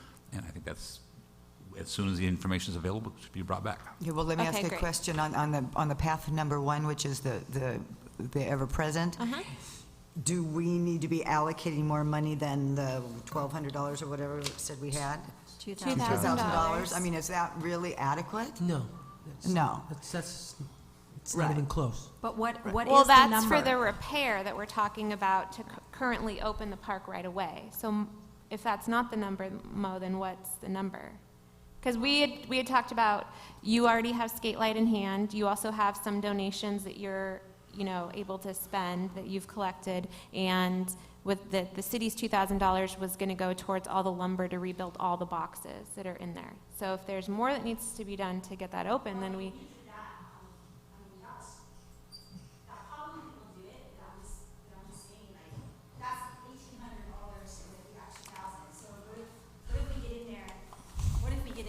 Because we did this really quick because she had to get this on the agenda. Right. So it was a phone call. And Chris was like, okay, throw $450 at it, because he didn't have time to go in and look at the park. But if we get into it and say there's more, like the fence, for instance. Okay, so the fencing, Joe looked at the fencing. It needs to be tied down properly.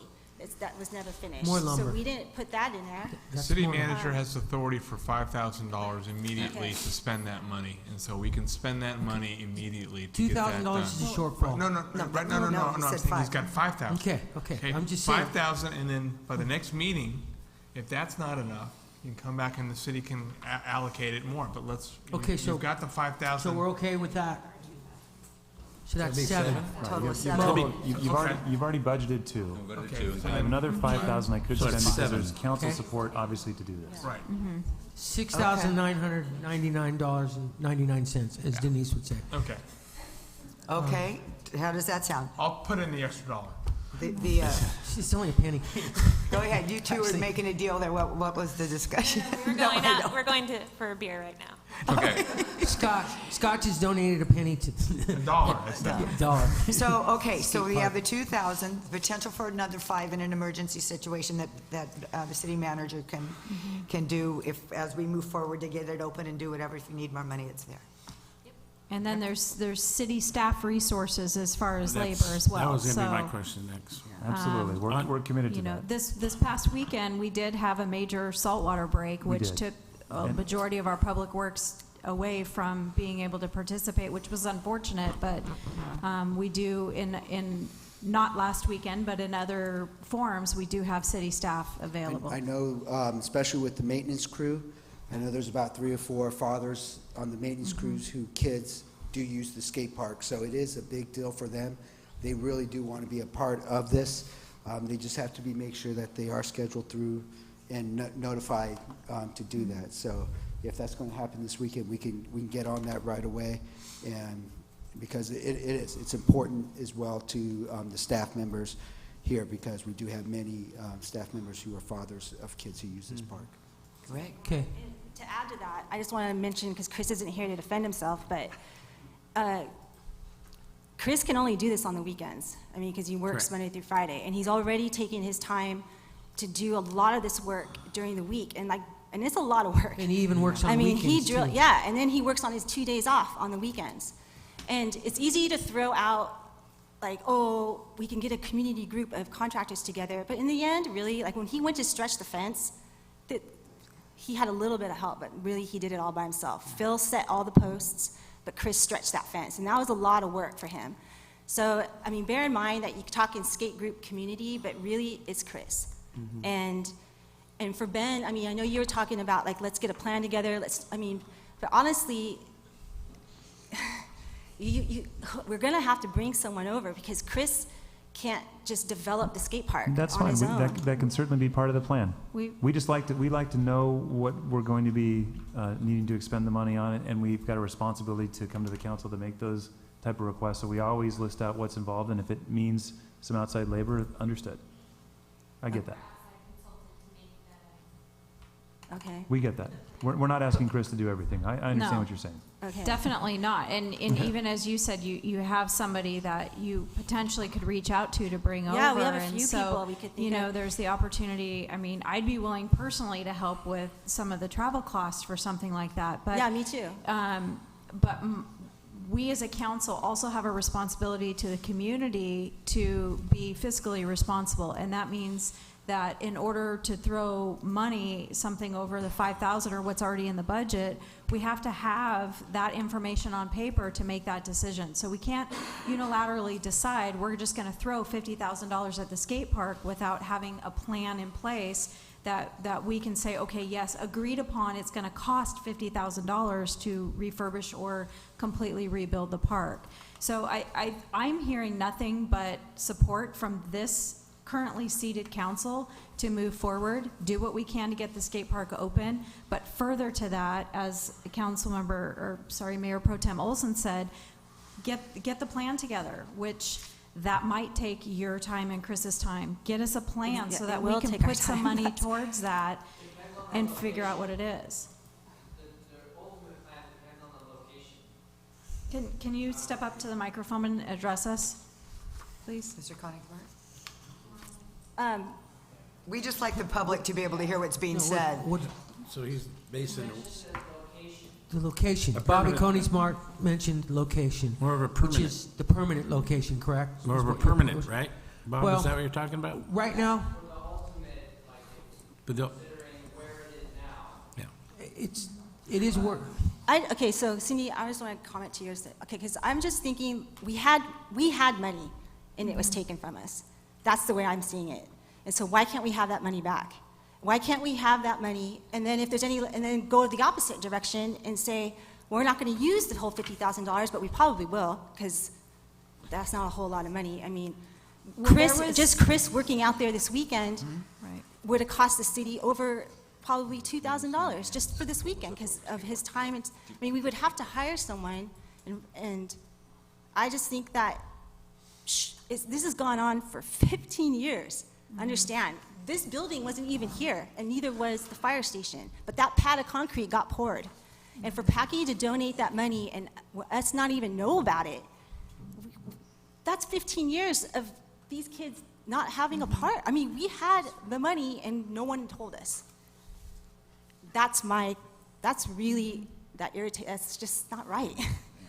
And so I guess I just want good faith. Like, I want to know that we're not going to come back here in another 3 years, because Oli was here when Bob sat up here in 2013 and said, make the park safe. It was the same agenda. It was the same exact thing. We went around it then. We walked the park. We did everything. We got the fence out of it, $4,000 a fence, but that was it.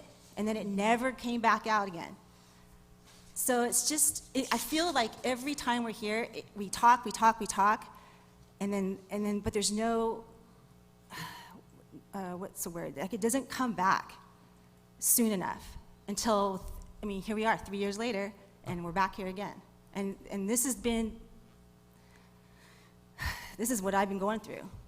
And Chris and I went before the Lions Club. We had a little thing penned out to show them for donations what we wanted that park to look like. I mean, we just need the money. I mean, we need money. And we can go out tomorrow, have a guy who knows that we've got $50,000 or $30,000. I mean, if you think about it, the budget, there's only been $2,000 allocated to this park since 2013. Prior to that, there was never a budget. So you had a skate park sitting out there with no money towards it at all, to fix it, to keep it maintained. So of course it's gonna fall apart. And $2,000 really isn't anything to be put in the budget to fix the skate park. I mean, that's not even gonna pay for Carl or a few skateboards.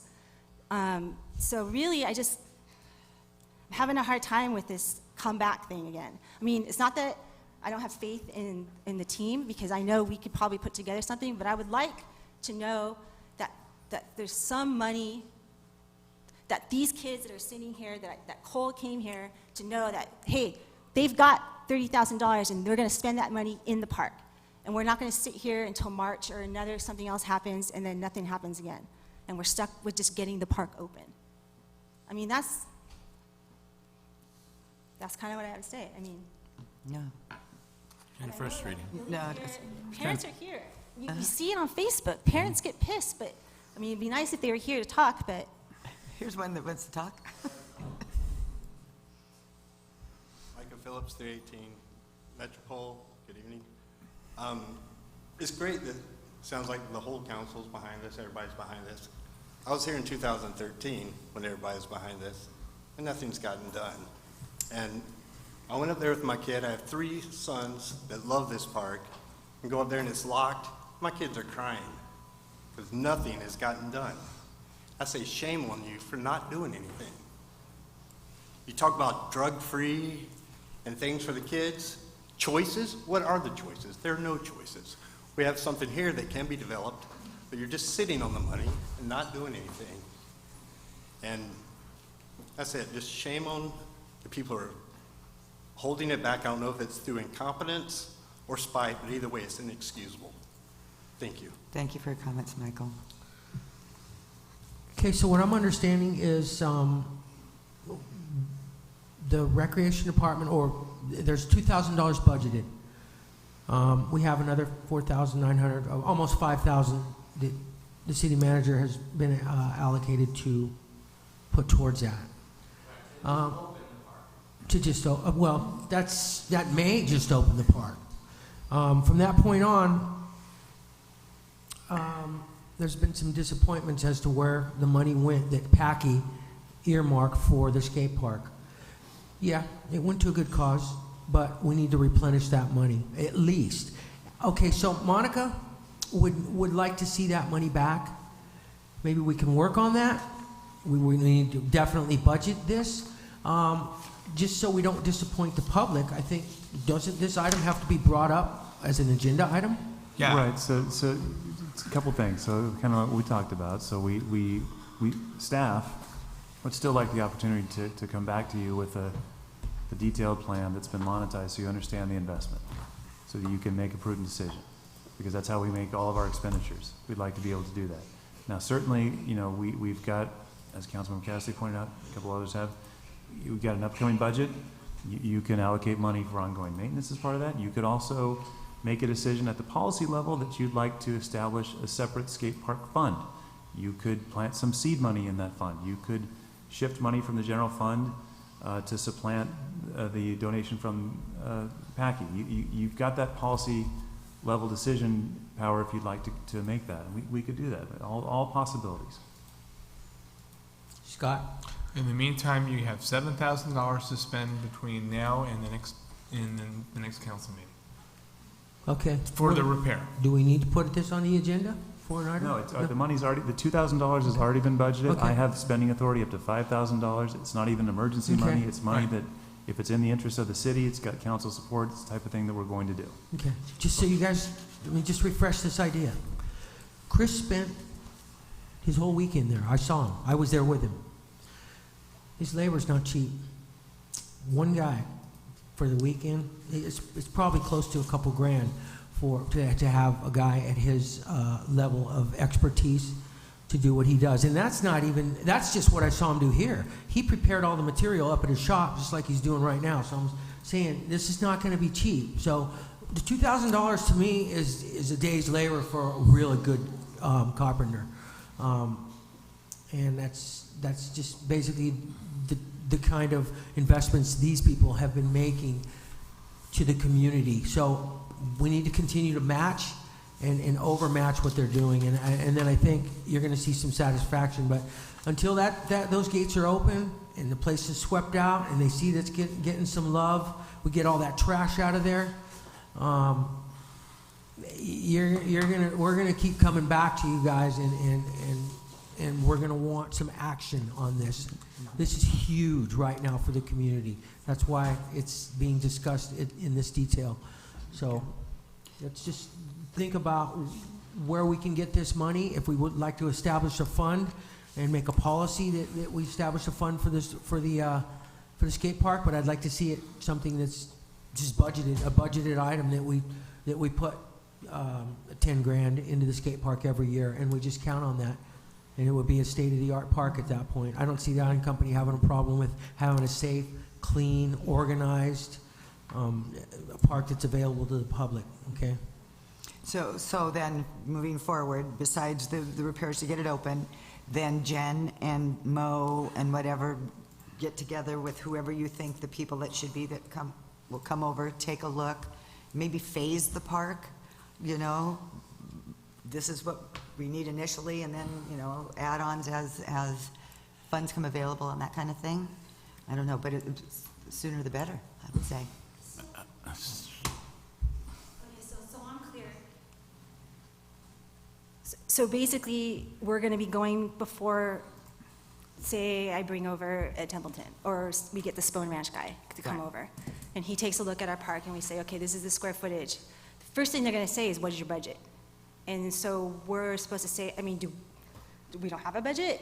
Are we looking at $100,000? Are we going to say, if I could jump in there, what we often do, because we're faced with this all the time, is yes, it is. The short answer is yes. You can say, listen, I'd like to know what the potential investment would be for these types of ideas. I'm trying to determine what my budget's going to be, so you need to help me. So give us A, B, C type of thing? Give me an idea of what this, and this would cost. Then I can go back and decide what I can do from that perspective. So you can do it either way.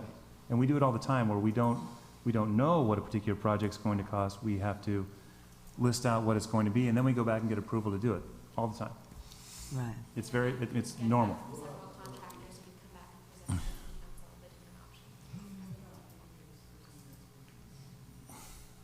Excuse me, Paula?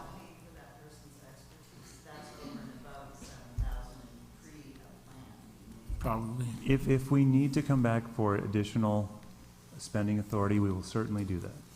Yeah, because that's what I'm thinking, because what I'm thinking, they're gonna want to they're gonna want to like kind of do some plans for it, and then. You're gonna want to protect the architect and to protect the city. You're gonna want to have the city council approve a contract with that architect to design it. And we can do that the next meeting if, you know, we get a proposal from the architect. So. I think the first order of business would be to take care of the requisite repairs to get it open, and then scope out. I'd really like to have that opportunity to scope out a thoughtful plan. So right now, it's not being used at all, right? Correct? Correct? Yeah. So is there a way, or sorry about being tardy, anyway. With that being said, temporary fixing a part of that so the kids could use it and make it safe right now, and open it up so they could get to use it. Yeah, that's where we're working. Okay. Yeah, we're there. So now we're at the part where the next step, so that way it doesn't come back to you again in the next 3 years saying like we're back at the same stage. Right, and we'll go back. Correct. So now I just really want some type of accountability, I guess, so that we're not back here again. All right. Okay, so council wants to see this plan, we come back, we ask for money. What about in the meantime if the island companies I mean, you said there's no land use agreement, so Nope. they could be watching this and Yeah. being like, I don't think we're gonna have a problem with the Island Company. They're not wanting anti-skate park. I mean, they understand the importance of the community. You know, they might have some long-term plans for that location, as we all know, but they understand that that's used, and they're not calling me saying we want to remove that from our land. But that's part of the due diligence process we'll do in the next 2 weeks, is to talk to the island company about that.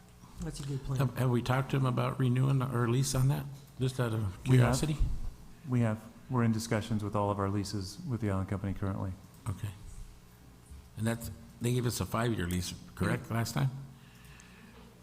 Was it a 5-year lease on that I'd property? have to ask Denise what the last term of that lease think was. it I was. don't recall. For the Field of Dreams, do you remember what the term was? Okay. For- You guys, year to year. And it's year to year? Yeah. Okay. okay. Don't give up hope. I think you have support from the 5 of us right now. I know. And But I had it in 2013 too, and that's what I'm, like, okay, yeah, you know, that's my frustration, yeah. is that, So let's get something on the first agenda in January. That would be my request. I'd like If we that. could add That this as gives the you- agenda item, if you guys could get a plan together. I mean, because and- we got the holidays coming. I mean, we're busy, I'm busy, Chris is busy, so it'd be, and I know these guys are busy, so, but, I mean, it would be nice, I'd like to have this go along where we come back, so there's a progress report, because, Even if you're giving a progress report, what I'm Right. giving to you right now is I'm asking staff to put it on the agenda. Yeah, I'd like And to. if that's too soon, I certainly appreciate that. You tell me. I don't Do think you it's want too me soon. to ask staff, to direct staff to have it on February, the 1st of February's meeting? Would that be, I'm trying to give to you the agreement that we're not gonna let it go. We I wanna think the hear it. sooner the better. I mean, January to me is good, because Fine, by the time the January's fine skateboard with us. race comes up, I'd like to have that park dialed in. I mean, I'd really like to have some stuff in there, whether it's, we get a guy over here, and he's Let's see like, what and they Chris, wanna he gives the plans to Chris, and Chris feels good about going in and building the stuff that he can do, or they come over and we have a dollar amount for you guys, and they do it, and they just come in and get it done. But I mean, I'd like the sooner the better, before this summer. So let's shoot So for January. 1st of January, first meeting in January? Sorry, we don't have a first meeting in January. Second meeting in January. Okay, At the very latest. okay. Because then that gives us Could be Okay. earlier. a few months. January, February, March. Okay, so Okay. Now, the only other thing is we'll have El Nino, so working on that skate park during the rain, I don't know, but anyways, But- we'll have to see. It's good to have a goal. But at least we have We're a working on a plan. plan, so Okay. that's, All right. do we need to take action on this? No, you're giving direction. you already got Okay. the direction. Okay? Okay, great. I want to make sure that, once again, that trash, not trash, but all that construction material, tell Mike Flynn, he's got to move it. That's the first thing that can be done immediately, and then we can get in there and weed whack and then dig a channel over there, so if it rains, we don't get flooded out. Thank you. Sure. Good job, Monica. Thank you. Yes, thank you. Thank you all for coming out cold, too. Thanks. Okay, we have a public hearing. Yes, item number 15 is a public hearing considering the adoption of a resolution approving applications from grant funds from LA County Regional Park and Open Space District and the adoption of the City of Avalon's Youth Employment Plan. Audra, you want to take this one? Thank you, Audra. Good evening, council. We were notified last month that the supervisor, Kanabi, had allocated $300,000 to each city in his district for recreation improvements. One of the requirements is that these projects have to be basically shelf-ready, and they also have to be completed by December of 2016. One of the other requirements is that the applications for these projects be to the county by December 3rd. So if we're talking about separate locations, they're separate grant applications, that they're CEQA exempt, that we adopt the resolution that's attached, and we update our youth employment plan. So before you tonight is the youth employment plan, the resolution, and then the Recreation Department has put together a list of areas that they think would meet the criteria of the grant requirements.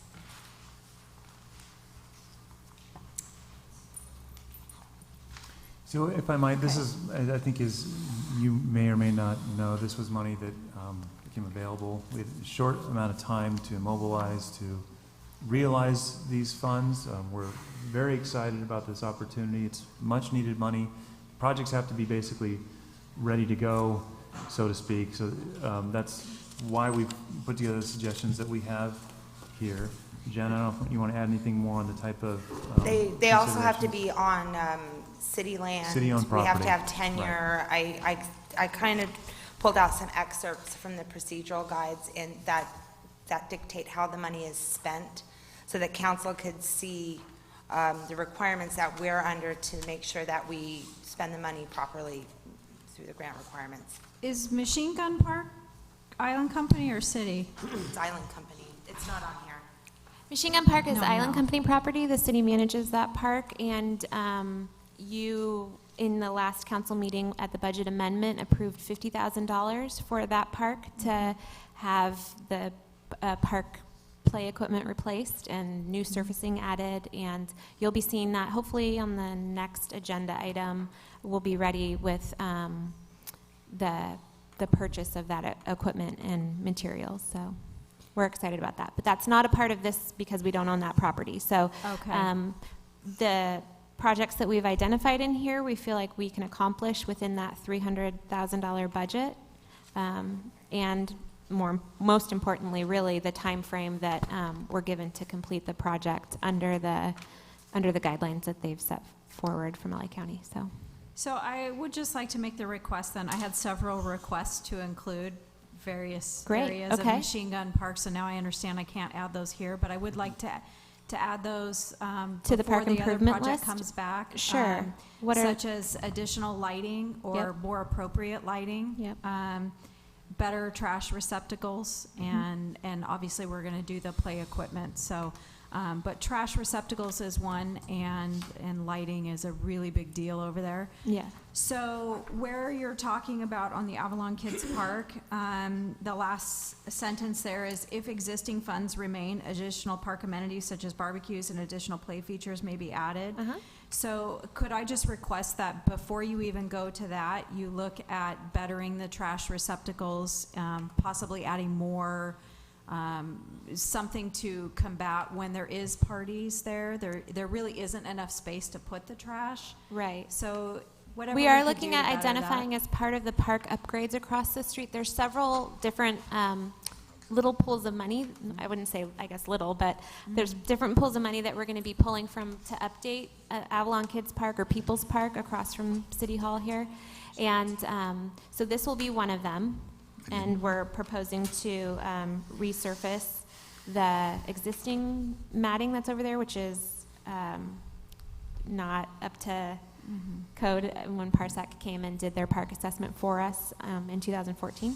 And then additional play surfacing where there's just dirt now. There used to be grass before our water restrictions.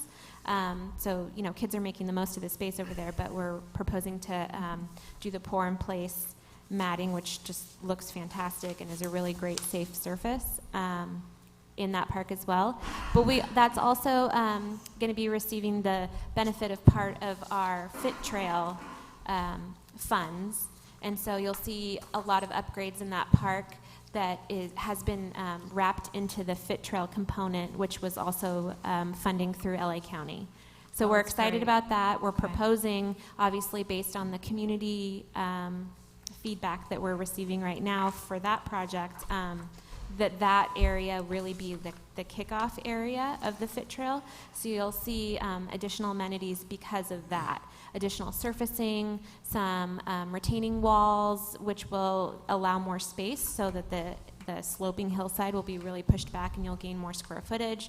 I think we put in additional solar lighting to start in that space and go up Avalon Canyon. So you'll see a lot of amenities added through that pool of money. In addition to the funds that we have here and the items that we called out in this staff report, we also have maintenance and servicing funds, which support Prop A funding that we've received in the past. And so examples of locations where we can spend maintenance and servicing funds are the park across the street, as well as the Mole Park and Joe Machado Field.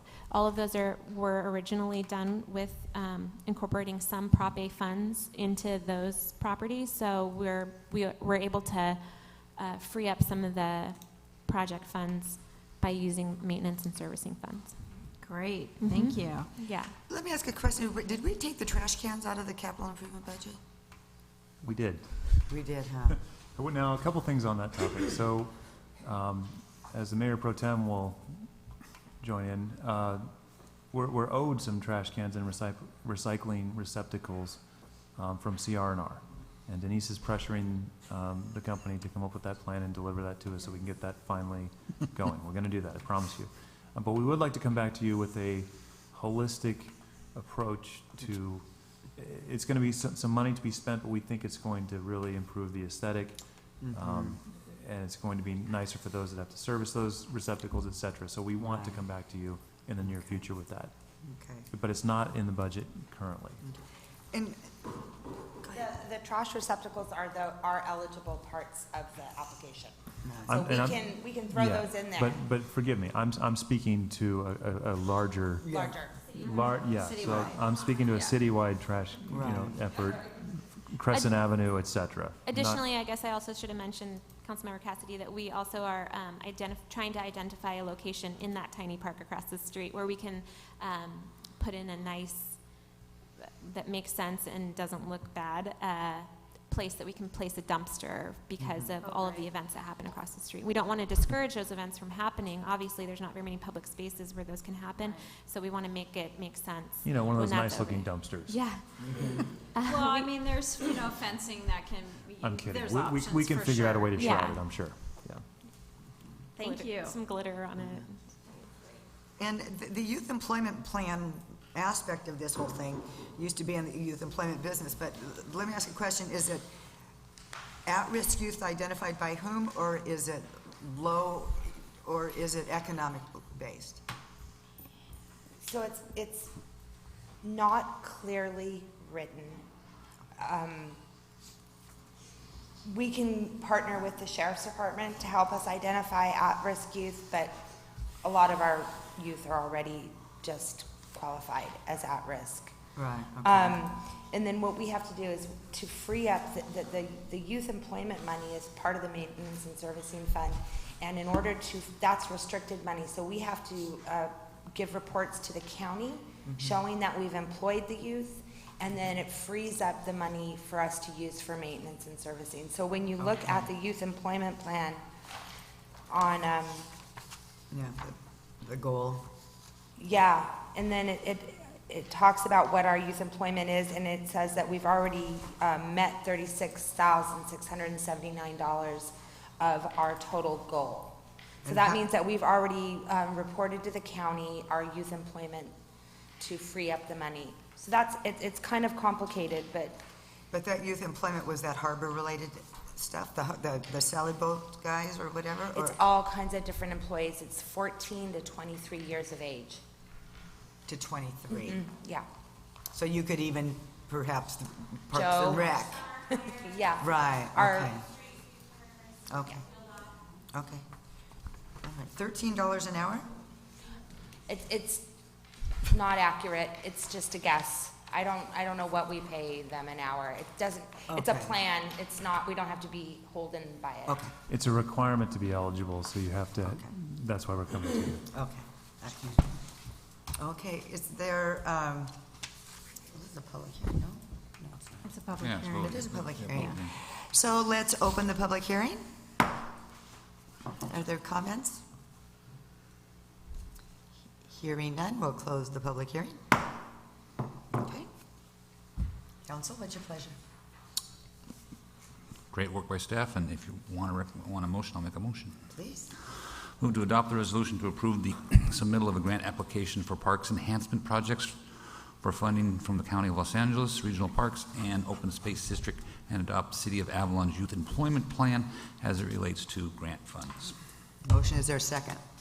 I'll second. Okay, call for the vote. No, wait, sorry. Oops. Whoops. 5 ayes. Okay, and Councilmember Guggen pulled item 16, so we'll move on to 17. Yes, Mayor. Item number 17 is coming back to you following the October 20th City Council meeting.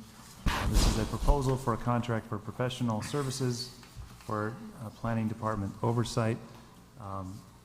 At that meeting in October, the City Council wanted staff to come back with some different options for these type of temporary services, and so we would still like to recommend using Michael Baker International. We believe that they're a reputable firm. We're pleased with the representative that they've assigned to the City of Avalon, Mr. Al Warwick, who happens to be a managing director of the firm. And looking at our needs and talking to businesses and residents who use the planning department, and looking at the internal staff needs for having a planning expert on hand, we think there are 2 options available. The recommended option would be to have a representative on hand 2 days a week with availability by phone and email remotely on days when he is not here. That would be one option. It is estimated that if council would approve that, the expenditure from now until the end of the year would be approximately $26,000. If City Council decided that that was not the preferred approach, another option would be to go upon a strictly time and materials basis, wherein we don't actually have the representative on hand unless we decide that we need to bring him over here, but then solely keep him retained on an as-needed basis, if you will, and that could also include requests from the public to reach him remotely through email or phone calls. So since the end of August through the month of October, we've incurred approximately $43,000 in professional services for this department. It's an essential city function. I'd be happy to answer any questions about this if you have them. Comments? Council? How long is that for Al Ward? 2 months. 2 months? 2 days a week. Oh my goodness. You know, we got to find a resolve to this. We can't have temporary contract services for planning. And it says temporary planning department oversight. Who's he overseeing? Just everything or everybody? Planning department has an administrative assistant. Planning department has a grants administrator. Planning department has a building official. Planning department also has the responsibility of enforcing Title IX of the municipal code, which relates to planning. Yeah. What we do receive on a routine daily basis are residents and businesses with questions related to planning. They are often technical in nature. They often require somebody who understands laws and regulations in the code and how to apply them. Okay. Everything from permits to just feasibility of certain things. What's involved if I'm trying to do the following? I need some guidance in order to do it. Do you know how long Al Ward has been a planning commissioner, or what is he, a planning consultant? He's managing director for Michael Baker International, but he's been a planning professional for, I don't want to date Al, but I think it's over 40 years. Over 40 years. Well, he truly, well, we've got to have him. So truly an expert. And I mean- I will tell you also that Mike. Sorry, I don't work for Michael Baker International, but he is on a discounted rate. He's a managing director of the firm. You wouldn't normally be able to get him at the rate that he is at. When I talked about supplanting him with a junior planner or a planning technician, he said candidly, we could certainly do that. He said he would expect that person would probably be consulting him a lot because they would need to get up to speed on things. They wouldn't understand some of the particulars, and frankly, because he has been around so much, because he's now had the opportunity to be here, he understands a lot of these things. And one of the advantages using him with his time here so far is he knows where the deficiencies lie and really where the fires are that need to be put out. Okay. No, I'm good. Thanks for that explanation as to why we need him and why it's so important. Which everybody just wants to see a resolve in this department, but all the same, I think we've got to have him, so. If I could just add one I'm more okay with thing, and I'll stop talking on this, promise.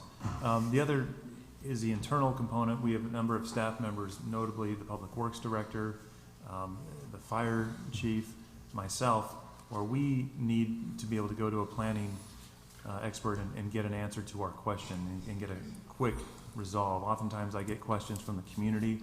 I don't know the answer. I'm not an urban planner. But if I call Al or walk over and talk to Al, he knows the answer immediately. So Al will continue to be our, in our planning department. The other thing that I will tell you Under 2 months contracts? Yes. As long as we might need him then? Yes. Okay. And then the other thing I will add, what we've done historically, which I'm not saying is correct, it's just because it was a resolve to an issue, is we had to use the city attorney's office often for planning related services in the past, simply because they do have people on their staff that are planning experts. However, the spend rate for Al at Michael Baker International is considerably less than going to a representative of the city attorney's office for the same type of consultation. Does that include transportation and housing? Yes, the 26,000 anticipated from now until the end of the year is what we expect the cost for. Because remember, if you're going back to 2 days, it's only one night that he'd be staying here. He has figured out a way to eat as cheaply as he possibly can. So we're trying to really bring those expenses down. And he's been candid. If you know, as we have a slower time of year, he said, you know what? If I don't need to be there, and I think things are handled, I'm going to tell you, hey, this week I'm going to be there just 1 day a week because I don't really feel that your volume merits it. And how many more planning commission meetings do we have? Do we have just one? We only have one left. We're combining the November and December meeting. Okay. So it's on November 30th. That's the same day as the desal plant, so I can be here for that. And there will be an agenda item on the next agenda related to this item that will be maybe in closed session. So there'll be an agenda item. I can discuss that with council offline. Okay. So what's the cost difference if we say we use them as needed? Would it be cheaper to use them as needed? Would it, or does it exceed the 26,000? Here's the detriment. It certainly would be cheaper because we would only be reaching out to Al when we needed to, and he'd only be billing for that. It would be an impact to customer service because we do frequently have folks that come in that really want to sit down and talk to somebody. They want to see a live person. They want to talk to somebody. And so as it is, it's not optimal because we have to say, well, if you can come here on these days, the planner will actually be here. But further, from an internal perspective, it's nice for city staff to be able to walk over to talk to Al if we have a question, to time that on the days when, especially when the building official is here in town, so we can get the synergy from what Brian is doing out there with what needs to happen in the department. But we certainly could just say time and materials. But I think in my opinion, it'd be preferable to have the person here 2 days a week. Yeah, we need somebody in the office that people can count on, even if it's only 2 days a week. Yeah, I think we'd have serious problems with the building constituency around town if they weren't able to count on somebody being here a couple days a week. So, yeah, I'm okay with this item, I believe. Cindy, what do you think? Oh, I am probably going to get a hand slap for saying this, but I think that given the situation we're in right now, everybody deserves the right to a fair process. But in saying that, and this being a lengthy process that we're going through, the community at large also has the right to service. And in order to do what we need to do and make sure everybody is treated fairly, including the community, we need to have some oversight in that department. Everything from business licenses that circle through that department to the building community coming in to, representatives off island coming and having questions about future projects. we are right now heading into when most projects begin or are handled in the next few months. So this is the time where permits are being pulled, where discussions are happening, and it is a great disservice to our community not to have some representation in there. And we are not in a position to do anything other than some temporary services. So I fully support moving forward. I don't like the expenditure of the money, but it's a necessary evil that we've got to spend right now to get the community's services met. Is that a motion? I will make a motion to approve the revised approach for temporary planning department oversight and authorize the city manager to enter into an agreement with Michael Baker International for a 2-month November and December timeframe. I believe it was a not to exceed $26,000. Second. Moved and seconded. Public comment? Call for the vote. 4 ayes, Marshall, Sampson, Cassidy, and Olson, and 1 no, Councilmember Hernandez. Okie dokie. That's the end of the regular agenda items. And now we will go into closed session. And we have 2 public employee performance evaluations, city manager and public employee dismissal, discipline release.